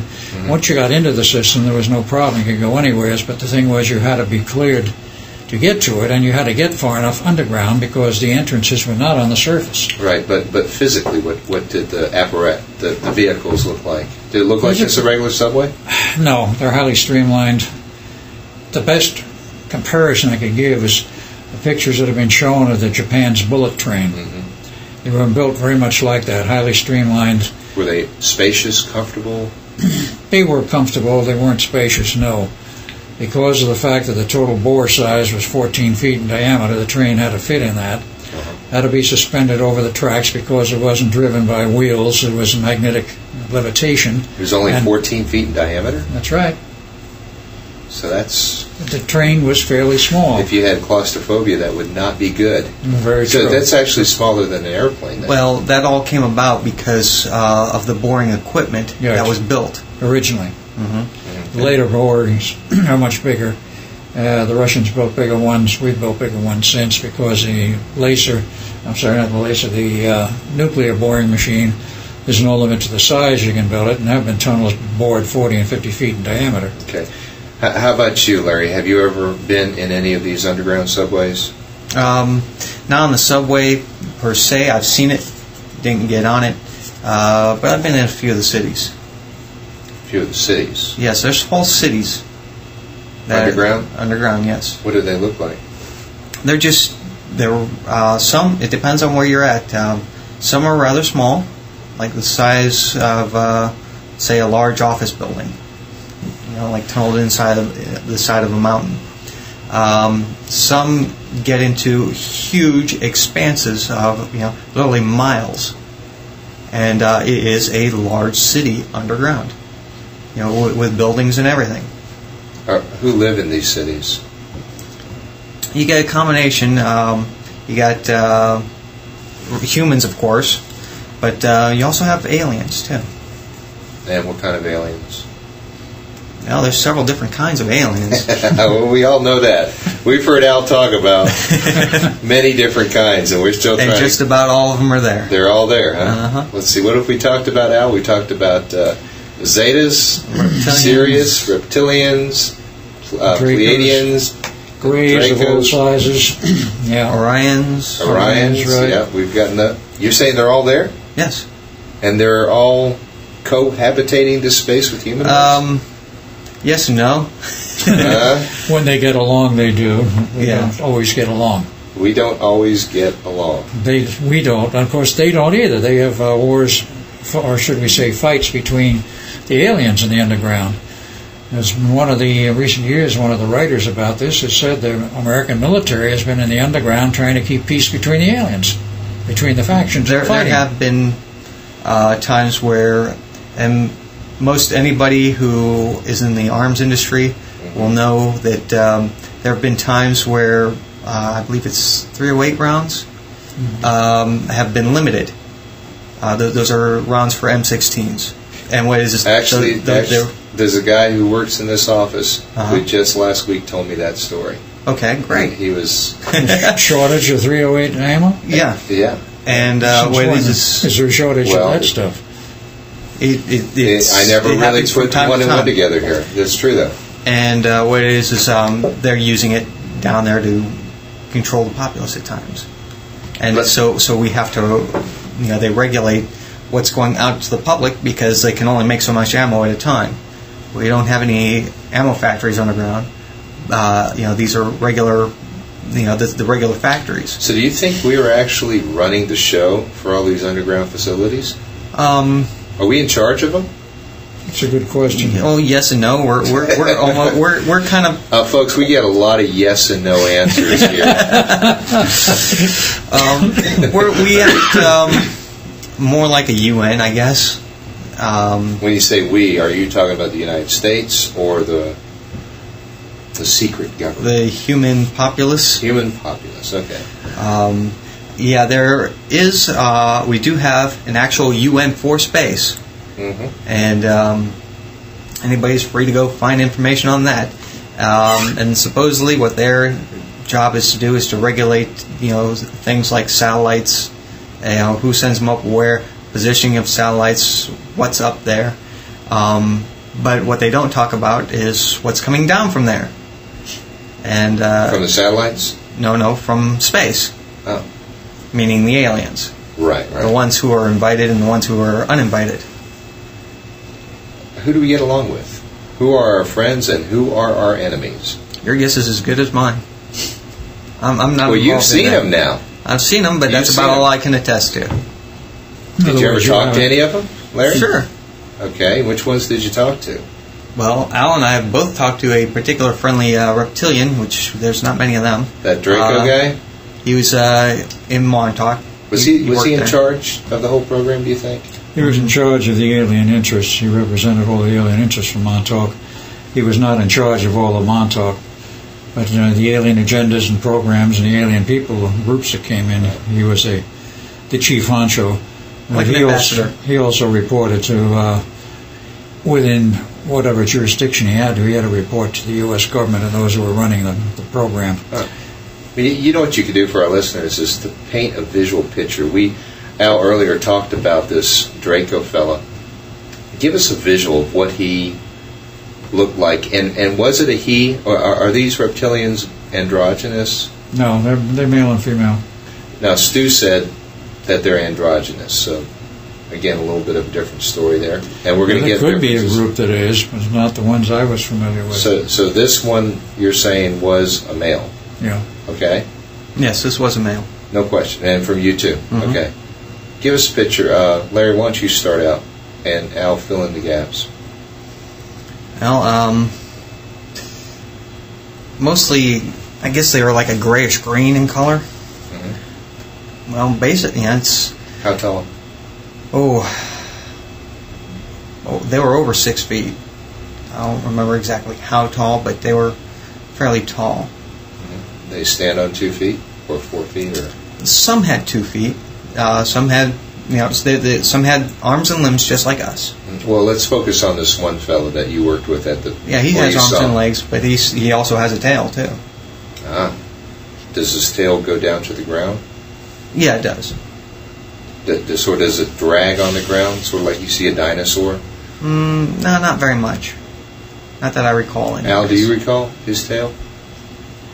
I don't, in that particular one, but there were others that had tails there. They usually reached to just about the ground. They didn't drag as such. So was it considered rude manners to look at a reptilian's tail? That's a very good point. Yeah, he As just, I recall, yes, it was considered rude to stare at the tail. Do not stare at my tail. Right. Okay. Well, there again, when you're dealing with an alien type species, and you just interact with them, or try to, anyways, like we would interact. And you try not to pay attention to the differences. Okay. Yeah. So it wasn't any big shock to you that here's this reptilian that you're talking to? No, because that was one of the things that we dealt with in the project. Mm-hmm. And, this is all happening, while the project's running, and that was just one of the things that came along with the project. Now, did he speak to you, or did he think to you? Spoke to me. Yeah, he spoke to me also. They knew how to speak very well. They had a telepathic ability, but the problem was most people in the underground there, humans I'm speaking of, did not have a telepathic ability, so they generally spoke normal English. Did he have an accent, or what was his English like? Not an accent, but a rather low-pitched staccato voice, guttural. Sort of like this. Sort of like that. Okay. They had rather large. By the way, I'm not a reptilian. No. Had rather large vocal cords because of the physical size. That particular Draco in the underground there, he was about 8 foot. Weighed about 450 pounds, as I remember. Yeah, they were large. And it's just, they had some. So you're saying there were many down there? Or just the one? Well, for that particular area. At my talk, there's only the one Draco. Right. Okay. Other areas, there were other Dracos. And some of them could be friendly, and most of them weren't. Charlie was. He had to be. Professionally, he had to be friendly, but eventually he became friendly without being professionally friendly. Because he got to accept humans after a while. I do not know his history prior to that, where he came from, except what I asked him. He came from off-planet. He wasn't one of those that originated here. Okay. Because from what I understand, the ones off-planet, that was their natural nature, to be friendly. It was these here, the ones here on planet Earth, which were not quite as friendly. Couldn't be sure of that. Right? You don't know? I couldn't say either. That's what Stuart talked about. Yeah. Okay. But he had a tendency to be friendly, yes. So you think he was off-planet, though? Yeah, definitely. Because I asked him about his education. And he told me what his education was. And he says, well, if he ever went back home to finish my education, he says, I don't know what else there would be for me to do. Okay. He already had 12 degrees, equivalent to Doctor of Science. He says, there's 4 more I can go. What did space look like?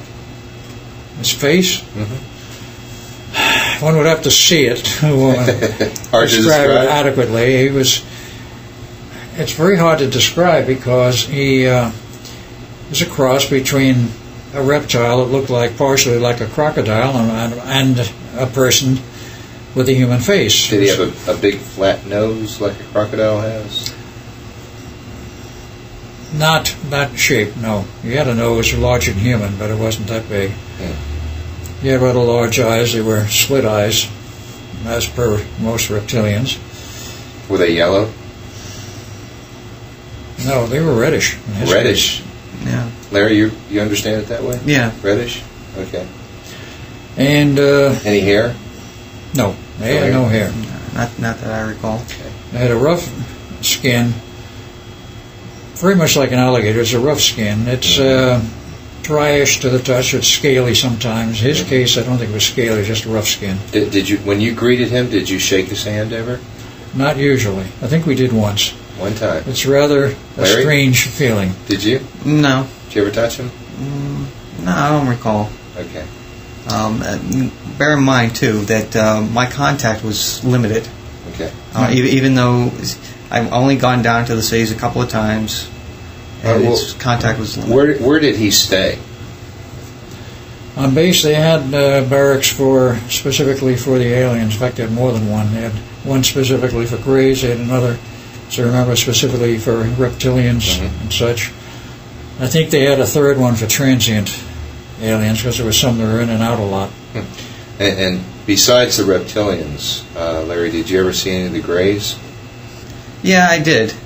One of the funny things about them was one of the cleaning agents, I believe it was, they reacted to it like it was alcohol.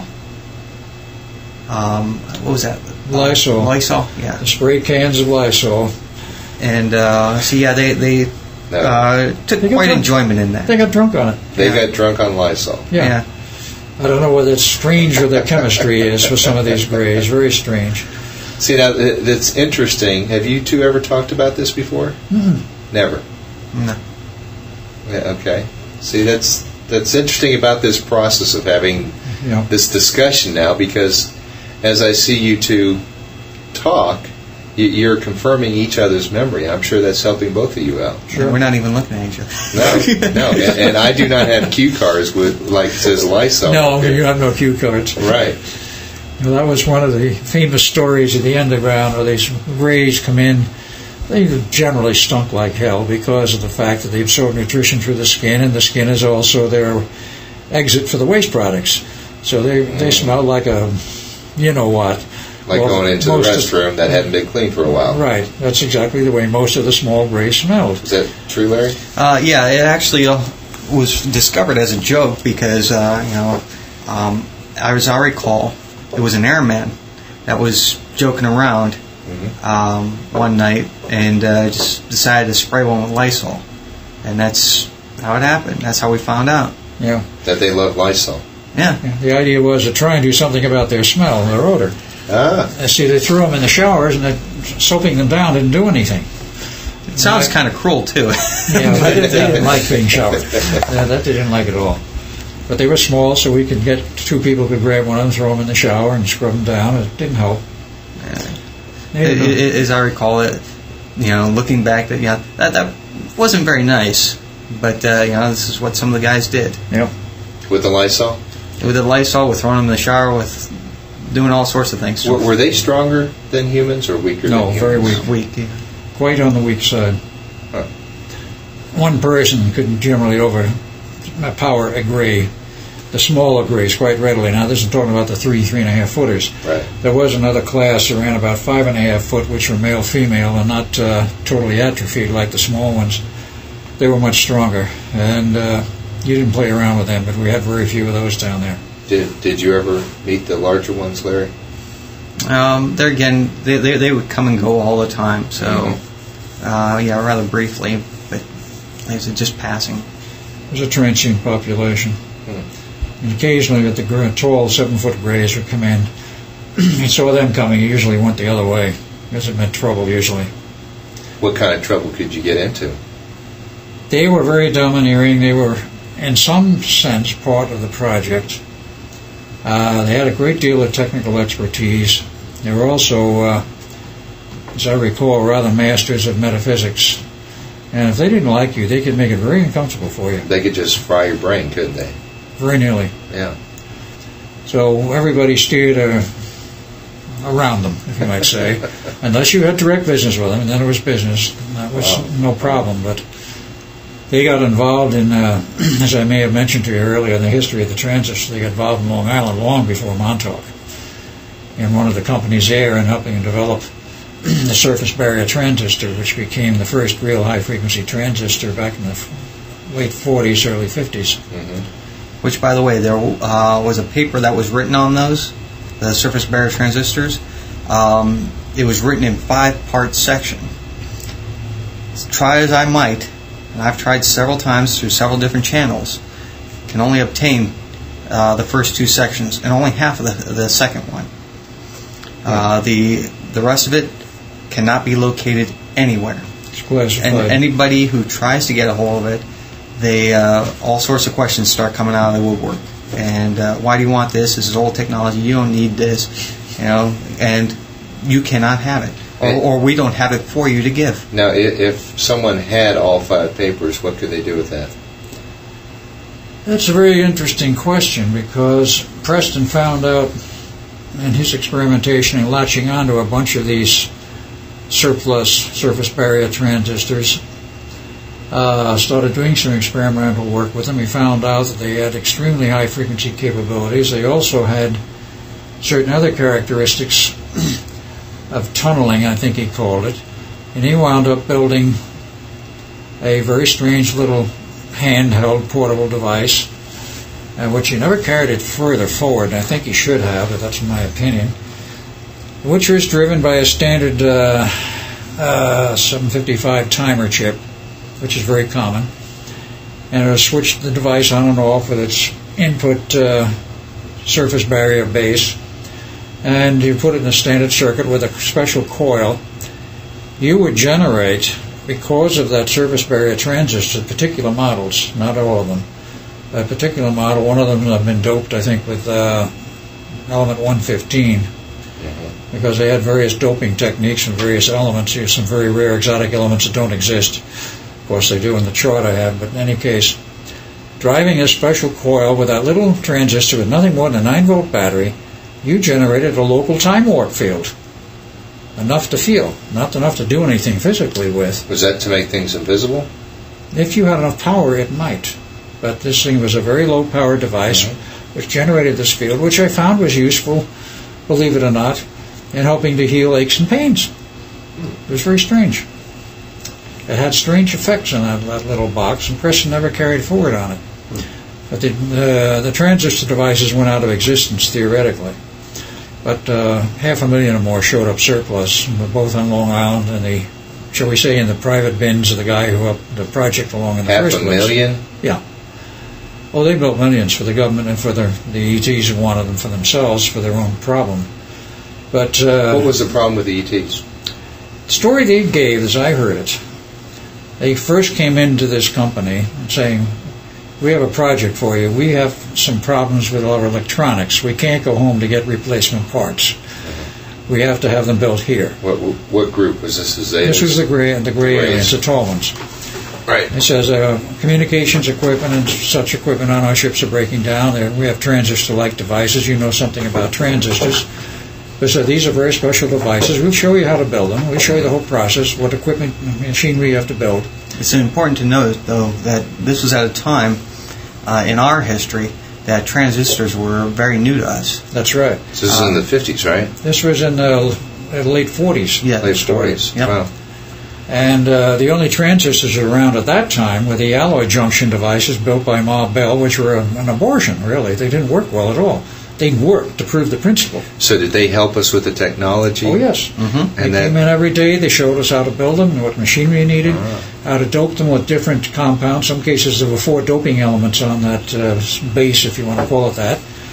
And they said, we'll take what we need. It says you or the government can take the rest of them. You do whatever you want with them. Well, that spawned our whole technological revolution. It spawned an enormous technological revolution. Wow. They were building communications receivers. Actually, the proper term for them is not communications receivers, but one of the other military devices and a production line in State College, PA. I happened to be privy to that because I worked in State College for a year at a company. When they were about to let me go, the chief engineer of this company who knew about me asked me to come over and talk with him. He says, I would like to hire you if you're interested. So I got the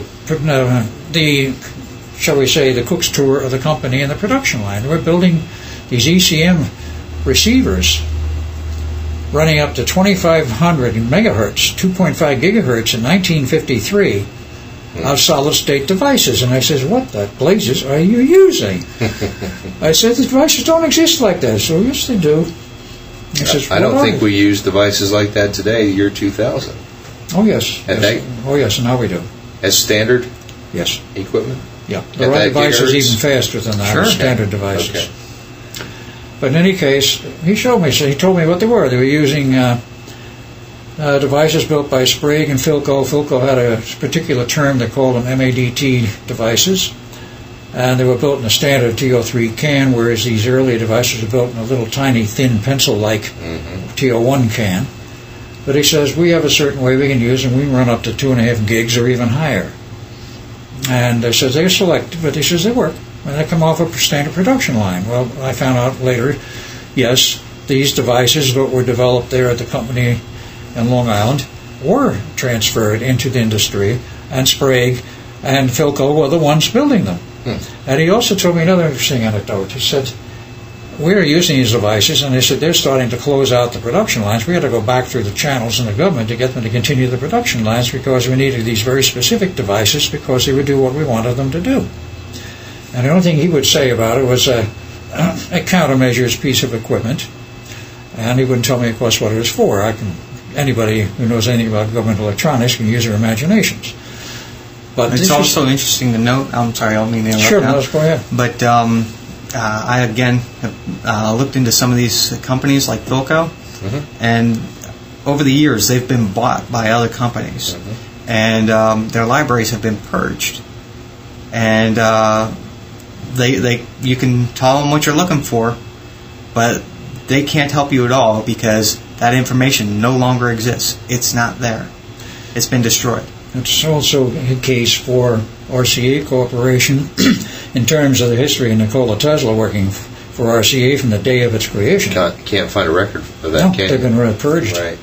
Well, do you think other technologies like lasers and fiber optics were given to us the same way as this transistor you're talking about? Fiber optics came into their own. Think so? So Okay. that wasn't. It didn't that come was- about through extraterrestrial intervention. No, not so much.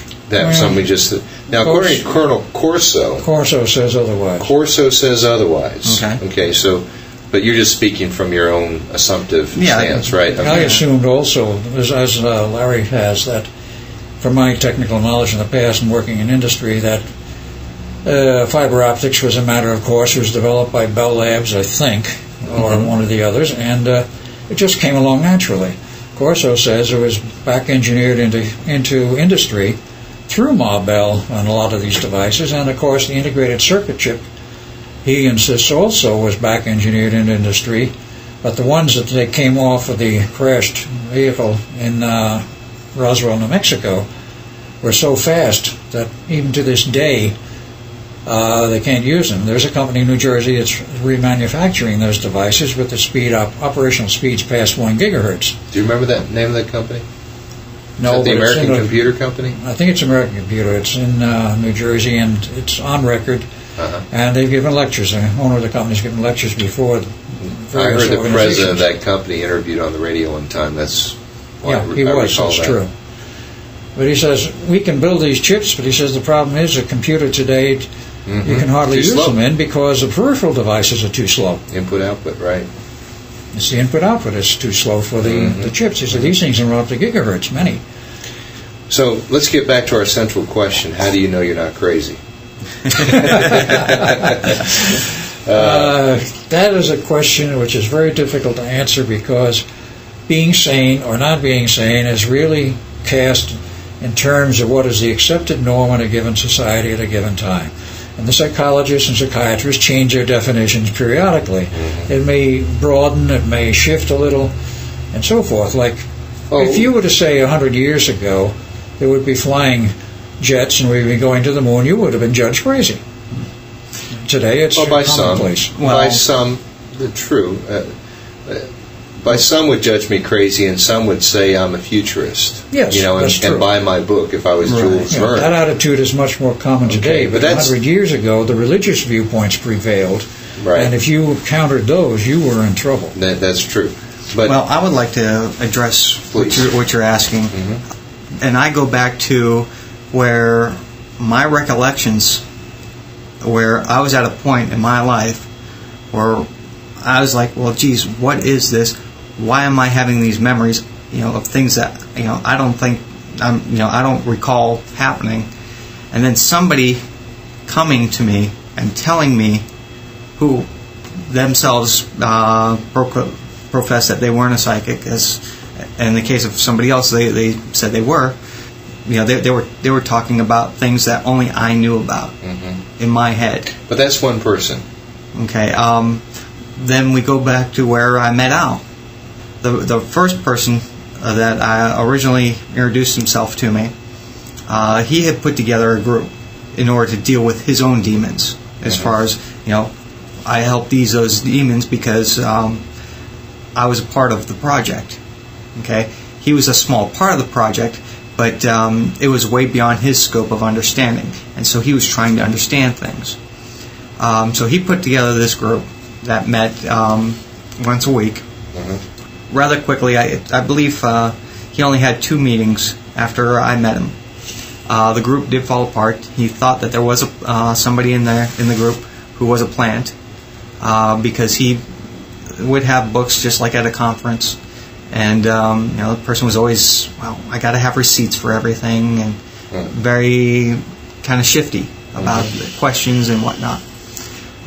This is also around the time where he had made contact with me, but somebody else who was making contact with him. They made several claims. One of the claims was he was a DEA agent, but regardless, told him to stay away from me, made threats to him and his family, and subsequently the meetings, people stopped coming. Subsequently, after not laying low with me, he ended up in jail. But that was after his house had been robbed. He was repairing computer equipment at the time at home. That was part of what he did, to make a living. He had gone away for a weekend and come back, and pretty much his house was emptied. So, and when he called the cops, the cops came. So how did that event help verify for you that these other events were real? 2 years later, I ran into a couple that I knew from this group. I was eating lunch. It was kind of an odd thing in the first place that it was a restaurant I didn't normally go to, but I did go to every once in a while. I just happened to run into these folks. They said, "Oh, by the way, there's a Earth Science convention down at the fairgrounds." I was like, "Well, I've never really been to one of those things." "Well, you ought to go, just check it out." Well, it's this place, you got kind of, strange people around there, and you got those Earth Sciences convention. It was the Global Science. Global Sciences, yeah. Yeah, Global Sciences. Yeah, that was where you met me. And and that's what I'm getting to is, I walked into the place, and I was just kind of wandering around. There again, like I say, it was just an odd day because it was a day off for me, which was a rare thing. And even to this day, it's still a rare thing. Because, sometimes I can work 6 and 7 days a week. Anyways, make a long story short, I'm walking around this convention. I'm at this table, I'm looking at somebody's gadgets, and I look up and I see Al. And I said, "Al." And he said, "What?" I said, "I know you." And did you know his name? Yes, yeah. And you didn't see it on his table? I recognized it. No, his table, I hadn't even gotten over to that section of the conference yet. Wow, so you just saw Al sitting there. I just saw him and recognized him. He was walking around. Oh, you weren't even sitting at your table? No, he wasn't sitting at his table. He was walking around. And he was looking at some of the exhibits. We'll get up from the table and wander around to see who else is there and what other displays are. So you two ran into each other? Yeah, at the conference. It was in Florida. Oh, and Larry, then you just said, "Al?" So, what the hell you doing here? I said, "Al, you and I got to sit down. We got to talk." Yeah. You remember that, Al? Yep. And how long? Came up, not only that, he showed me his badges, his ID, and his prior security clearance, because he used to work for a company up here at one time. It was, that's another strange thing that I always have run into is any place I've worked, I've always left with my security badges. In the defense industry, that's something you don't normally do. That's right. And I've always been able to keep them for whatever reason. I don't know. I just, whenever the job ends, nobody's ever asked for me to turn them in, so I never turn them in. To me, it almost sounds like there's an orchestration. Oh, definitely. Way behind the scenes Very going definitely. on to bring all of you together. Because, Absolutely. A, what was the chance that you two would have met? Mm-hmm. I mean, here it is, a rare day off. Mm-hmm. Even with that, you just happened to run into Al. Right. And what are the chances of you being on this bulletin board and this other fellow? Mm-hmm. See, 93 was a big year for me, as far as all this stuff coming up. I was still working with that big corporation. What was one of the strange things, I had been working with that corporation for quite some time. I guess it was about a year and a half of getting my daily passes. My name was on a list every day. I went in, here's my ID. They gave me a paper pass for the day. This is a security clearance? Security pass. So that you can get into certain areas? Right. Okay. Then what happened was they decided, well, I was working there enough that I should get a permanent pass. They ran me through security, ran my social security number through, and my name. My boss comes up to me, and he says, "What's going on?" I said, "Well, what do you mean?"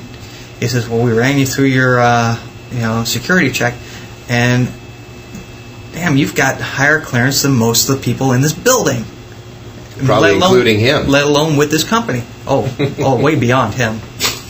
He was, he's just a contractor. Just like I was. But but I got a clearance that's higher than the average person in the company. And he says, well, what's the deal here? I said, well, I don't know. It must be from when I worked at another, highly sensitive institution, that was directly for the government, but still semi-privatized. He says, well, why do you have this clearance? Well, I didn't know what to say to him. I said, well, do you really need to know? He says, well, I would like to know. I said, well, if you don't need to know, then, it's a need-to-know basis. You don't need to know. Which is one good way of getting off the hook. But it's true. What it was is later on, because of this, I ended up becoming the crew chief because my boss, quite frequently, he would go out schmoozing with the guy who gave out the contracts. They go out and they play golf all the time. So that would leave me and the crew to do our work. Basically, what would happen was my boss would come in and say, okay, here's the prints. This is what you need to do. You need to do this, this, and that. And have fun. And I would take the crew and I would supervise them and make sure that all that work got done. There were a lot of places where they had cipher locks on the doors. A lot of those numbers, I was told I could get into them at any time I wanted. If I didn't know it, all I had to do was call somebody from security. I need to get in this door. They would let me in. I had several instances where people would say, well, you can't come in this area. It's a top secret area. I say, I don't care. I'm coming in. And my crew is coming in. They would say, no, you're not. I say, okay, you got a choice. You can either let me in or you can call security and they'll let me in. Really helped out a lot because even as a contractor, we were supposed to be in those areas, but we weren't. So it was a really gray area. So do you think you had this high security clearance because of your work at Montauk, or?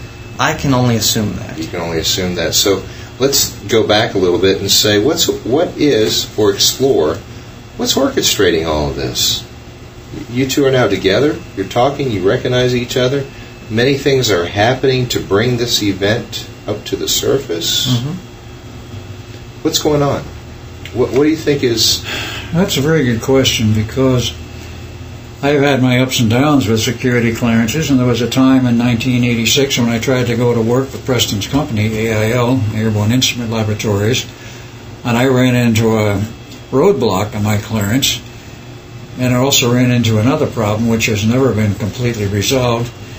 Somebody else had been there as an engineer working in the same department I was alleged or expected to join. He had in his fingerprints, he had 3 2 or 3 fingers had identical prints as mine. It not only completely tore up their security department there, but it went to the FBI, and the FBI said this is impossible. Because all the theory says no 2 people have identical fingerprints, period, no matter how many people there are. And they found out that was the case. Well, I didn't get my clearance. Eventually, I was told I could get a clearance. I'd already gotten another job. And this was on Long Island. And But we're exploring what's going on right now. What's going on? What is the agenda of bringing all of us together? This brings up a point, because he's kept his clearances. Mm-hmm. So far as I know, You mine haven't. died. Mm-hmm. But I'm going to have to check that to see whether, as of right now, whether they are dead or not. And there's only one way I know I can check it, and I will do that.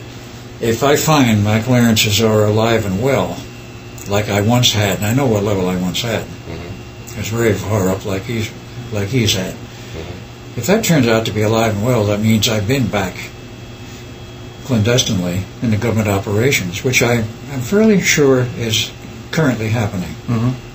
Because of certain things that happened to both him and myself, sometimes simultaneously, like that famous little weekend in Dobbins, Yes. the underground at Dobbins Air Force Base. We called each other the next day. We both knew we'd been there.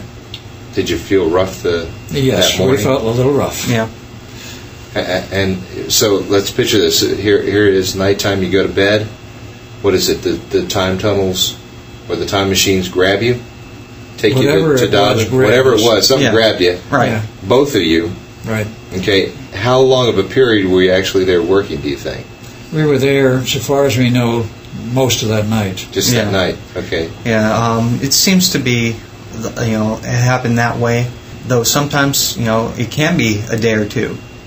But another thing about this specific incident, at Dobbins, is I was telling Al about, hey, everybody was celebrating because you had figured out a problem. He then reiterated to me what that problem was. So here we are, literally, hundreds of miles apart, but yet we're both talking about the same thing. What was and we that both problem know. you solved, Al? I have the vaguest notion right now.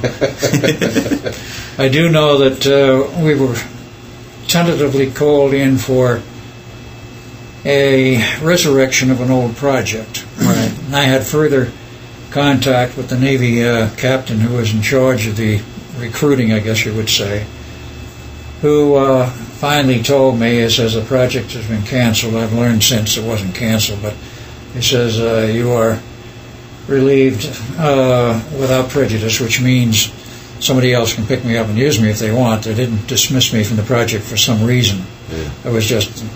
Do you think when you're at these projects you're a different person mentally? Possibly so, in the sense that suppressed memories and suppressed abilities, which I'm talking about in my normal daily life as of now, speaking with you, Might be activated. are reactivated, yes. I'm quite sure that is the case. How Yeah. about you, Larry? You think the same thing? Yep. So let's just say here, I'm looking at you right now, you're probably on 10% of what your true capabilities are. You go there and you go up to 70, 80, 90%. You think? That it's a little bit of an exaggeration there, but yeah, on that a similar principle, yeah. Mm-hmm. And what is also on this particular incident, we both remembered in the morning. We were not wiped. Our you memories, remembered. our Yes, we memories remembered were not immediately. erased. And they forgot to wipe them. I think in that we- case they didn't want to. Yeah, That they wanted us to remember because there was to be a project that was to be resurrected with both of us on it. Maybe some other people, but at least we know he and I were involved, and we're online, you might say, on tap to go on the project almost immediately. But the thing was shuffled, and for some reason What disappeared. year was this? What year again was this? I'm sorry? That this happened? What year was this that is this that happened? This was about two- 98? 2 years ago, 98. Wow.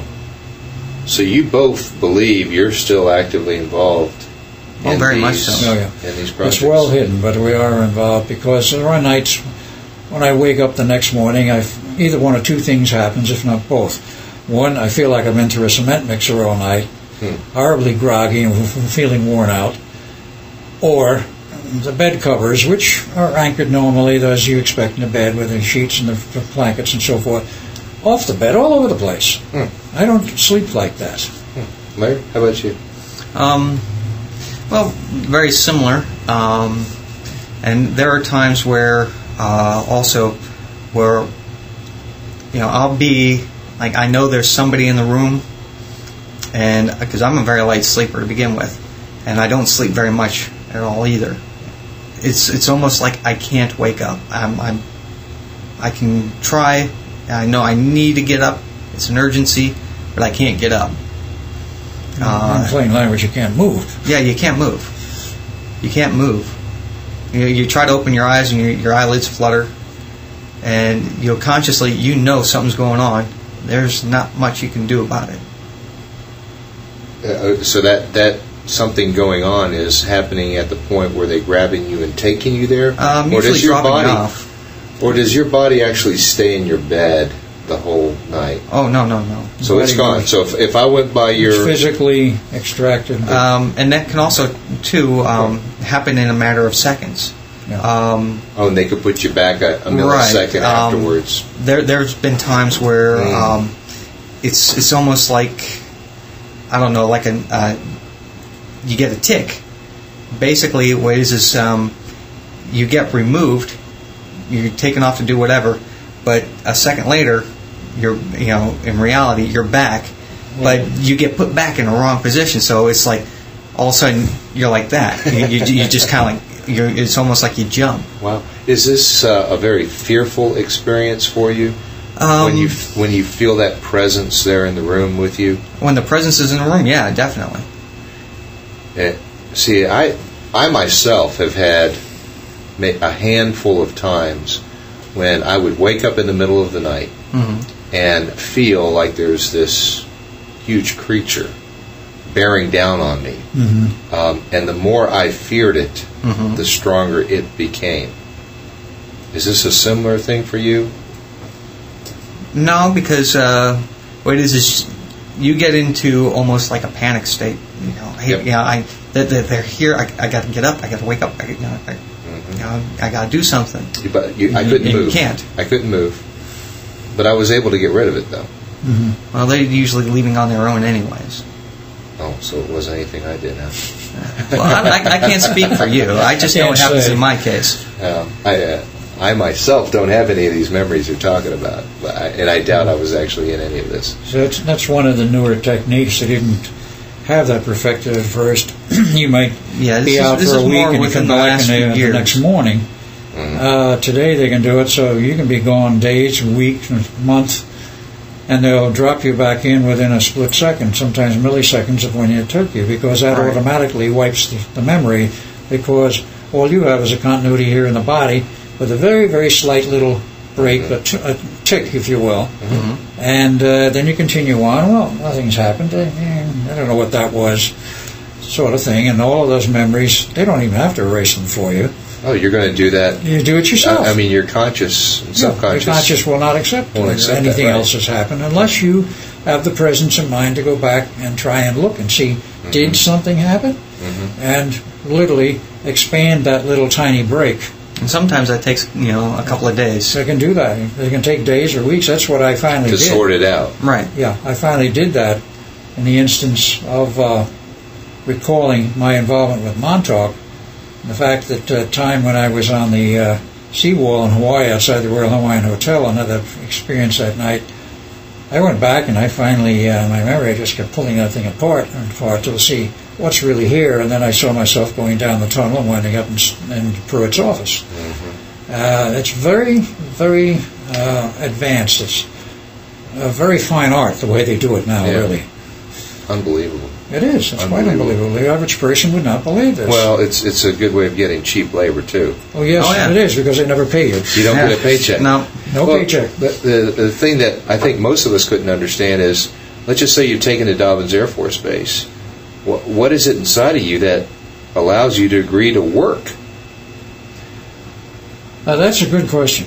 I don't know if it's a matter of something allowing you to work, or whether you're in the habit, or whether you are, upon arrival, shifted back into your mindset that you had previously, where you had already accepted the idea of working in there, and how far back does this acceptance go?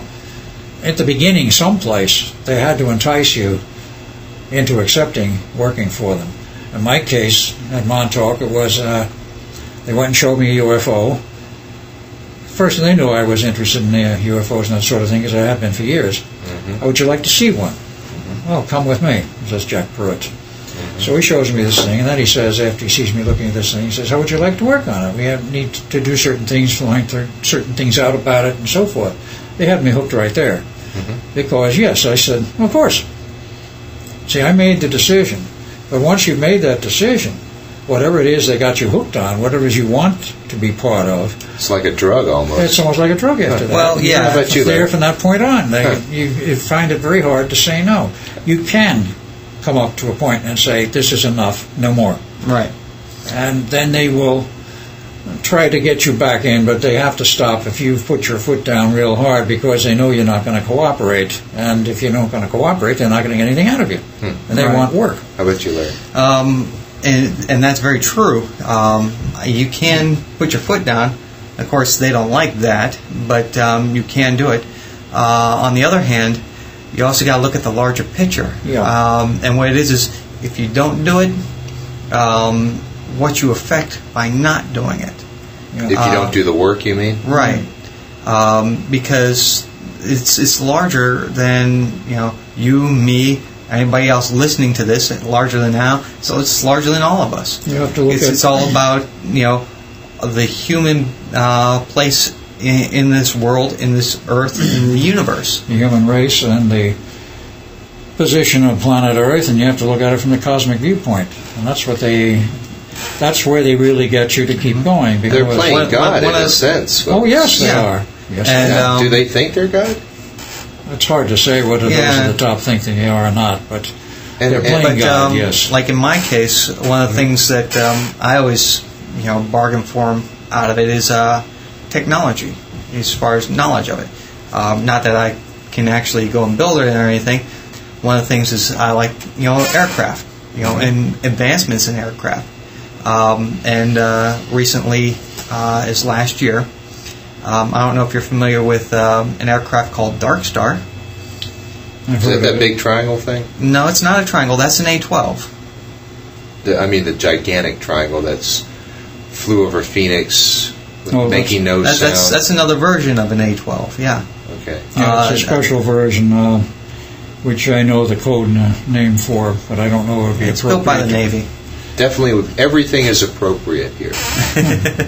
But anyways, basically, this is a large aircraft. The Dark Star itself, and there's several different variants of it, but it's an unmanned aircraft. Well, what they've done is they've built a huge, larger version that is manned, and it's a bomber. And basically, it's got straight out wings. It's got a bulbous nose that's rounded almost flat on top, but it's got straight out razor wings. So did you get to fly this thing? No, I just got to view it.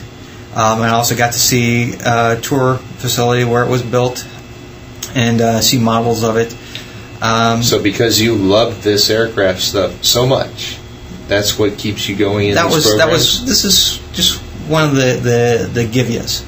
One of the many perks. This is one of the perks, yeah. I hope they do a little better than that. And they, well, they'll only do so much. I mean, they can't take care of you monetarily because that's actually how they're keeping you on the ropes. You have to be a little broke, don't you? Yeah. But anyways, what the other interesting thing about this particular aircraft, the bomber, it has totally covered with, it's not only stealth, but it has pixelated skin. In other words, if it's sitting on the desert floor, which is, I had seen it inside a hangar in the desert, where they were testing it. It has a desert camouflage to it. There's little cameras all over, CCTV cameras. So it looks just like the desert. It looks just like whatever's opposite it. So yeah, it's looking at the desert floor. The desert floor is on the roof. It's But if you're looking at it from the sky, you're seeing the sky on the bottom. But if we have the ability to make things invisible, why bother with that? It's just another step in everyday people accepting technology. You have to slowly progress in the technology, which brings us back to the point of aliens. And I bring that up because if you notice, there's been a trend over the last 20 years where our parents, our grandparents, if you were to place an alien in front of them today, they would freak out. Oh God, no. See, I have heard that argument so many times. I would disagree. Well, the thing is, and I may be wrong. I'll hold that point. But I'm well, they've been integrated growing up, through movies and whatnot, science fiction. To accept them, I know. Even in not even so much to accept them, but what sells? Violence is what sells, as far as that goes. Sex and violence. And they've been brought up. Aliens are coming to destroy the Earth. Yeah, violent alien sci-fi wars and all of that. That goes fairly well. Well, but there've been a lot of good alien programs. But see, that's within the last 20 years. Okay, and basically what that is, that's building up slowly from generation to generation a tolerance to it and a more of an acceptance. Now you see it today in like the head shops, like Spencer's. Well, listen, I have young children, and sometimes I see some of the television programs that they watch, and lo and behold, there's some reptilian-like figures in some of the programs which they watch, and there must be something to that. And conditioning them to get to accept reptilians, I think. It's a conditioning in order to accept an alien presence. It's gone a little further than that. It's some very recent information I have.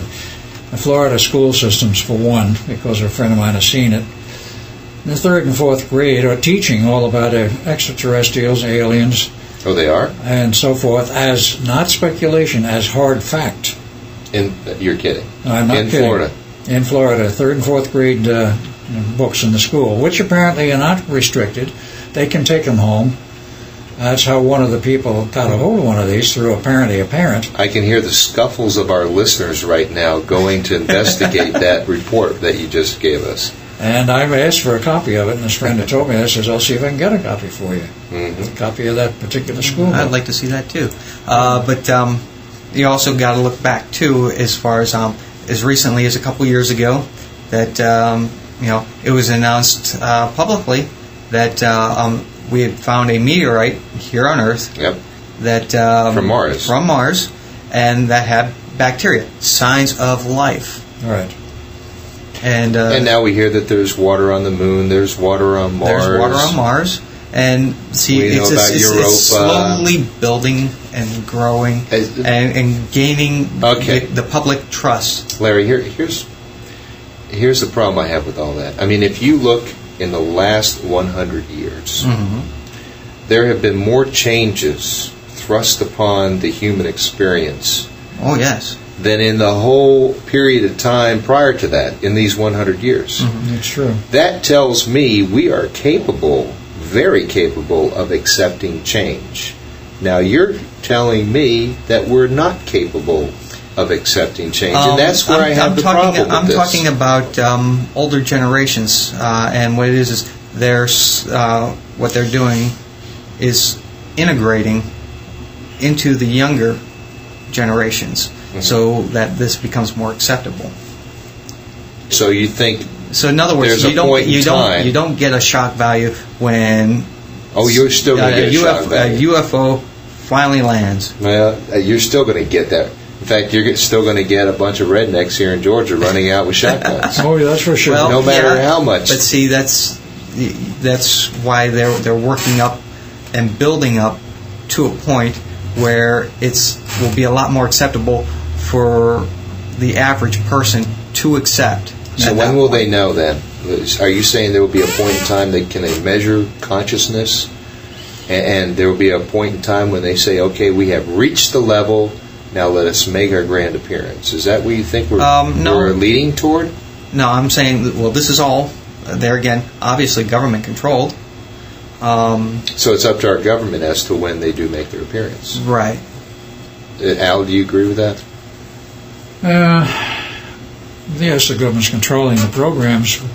They want to get people to get used to the idea that there could be aliens here, so that eventually they're going to be necessarily will have to admit that they've been here all along, and we've been interfacing with them, and the government's been interfacing with them. Mm-hmm. Now, this is not something that's new or very recent. It's been going through thousands of years, but it was far less obvious back then. We didn't have the large numbers of aliens, apparently, and those that did exist at that time lived underground. Mm-hmm. But now, since, let's say, World War II, there has been a mass invasion, if you want to use that term, of extraterrestrials of one kind or another, and they've been swept under the rug by every intelligence agency on Earth and every government on Earth because they weren't ready to admit to it. But if they invaded us, they should be the ones who are dictating our perception of what's going on, not our government. That's true, but our government has been trying to hide it because of secret deals. Now, if it were an open confrontation in a war, they wouldn't be hiding it. It involves secret deals and agreements and secret agendas between aliens and humans, and particularly in the government. We're also talking about living off of borrowed technology, too. That, us or them? Yeah. Us. Yeah, giving us technology, and we're giving not them exactly things they want. Publicly ready for yet. Yeah. We have technology the public would probably love to have, but you have another side to this thing, and that is the economic side in terms of where is our economy worldwide now, what are the principal things which keep it running, and so forth. You don't upset that overnight. You don't suddenly come up with free energy overnight to replace gasoline and fuels, even though today on TV, actually President Clinton was talking about there are all kinds of new technologies in the wings which are going to change the whole structure of fuel consumption drastically. He actually said this on TV today. I've seen over the recent weeks with our dealings with OPEC, there again we're kind of dating ourselves with this, but still, we can actually deal without them. We can. And there are several cities in the northern regions that their buses are being converted to actually run on fry grease, which is a technology that has been around for quite some time. What kind of grease? Fry grease. Oh, fry grease, yeah. But that's going to come from somewhere. Yeah, it comes from the restaurants. Free. They throw it out. Mm. So you're saying these buses smell like French fries, huh? In a sense of more advanced technology. This is something that has been recent in the news. Yeah. This is another example in terms of more advanced technology. Of course, the rumors have been around for years about possibly using a hydrogen engine or burning water and so forth. I know a company where they did successfully do this, and they were put out of business because of the powers that be, to use a loose term, don't want to take a gasoline engine, which normally runs on gasoline, and by putting certain electronic components and injectors in the holes where the spark plugs normally go, quite literally convert it so you put water in the tank and you burn water. Yeah. This has been proven. It does work. I know that people have worked on the project. Oh, they're all dead now, probably. The head man is dead. Exactly. And this is the problem. There's those who do not want this kind of advanced technology, particularly in terms of the automobile. Well, because it's money out of their pocket. What exactly. are you going to say, Larry? Back in the early 80s, I don't know if you remember, I remember quite well, that there was a whole big article, and it was big news at the time, and it's kind of fallen by the wayside, that they had developed an engine that ran on corn alcohol, grain alcohol. I think I remember that. Yes, I do. Well, this is something that was very big, big news, published everywhere. Then all of a sudden, it just kind of fell by the wayside.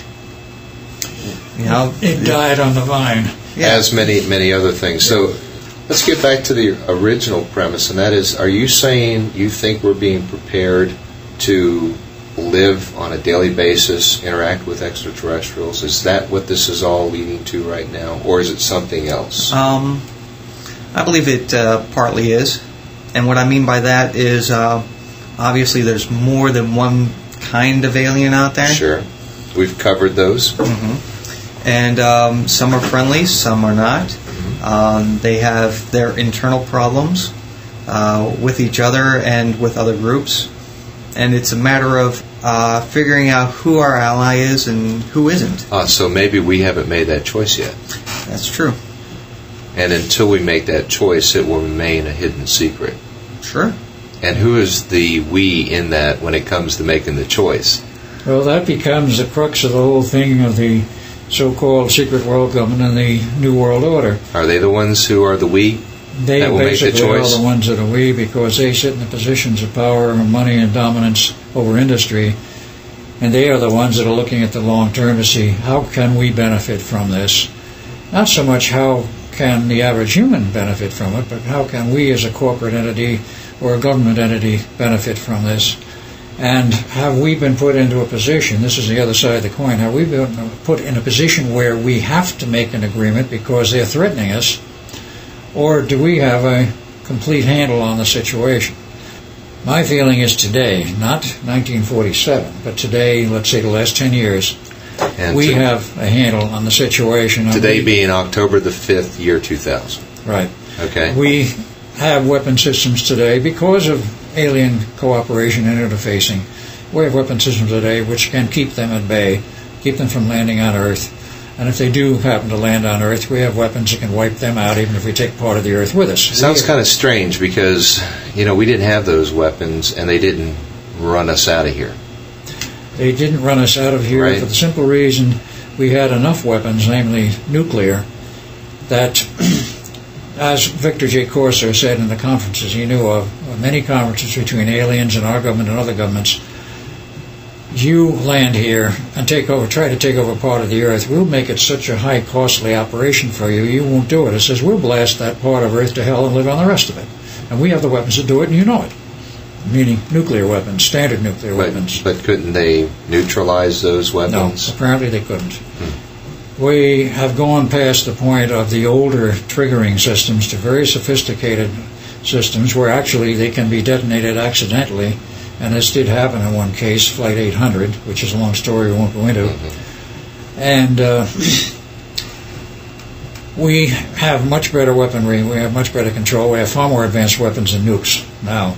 Consequently, we are in a driver's seat in the sense if you want to cooperate with us, that's fine. We can both benefit.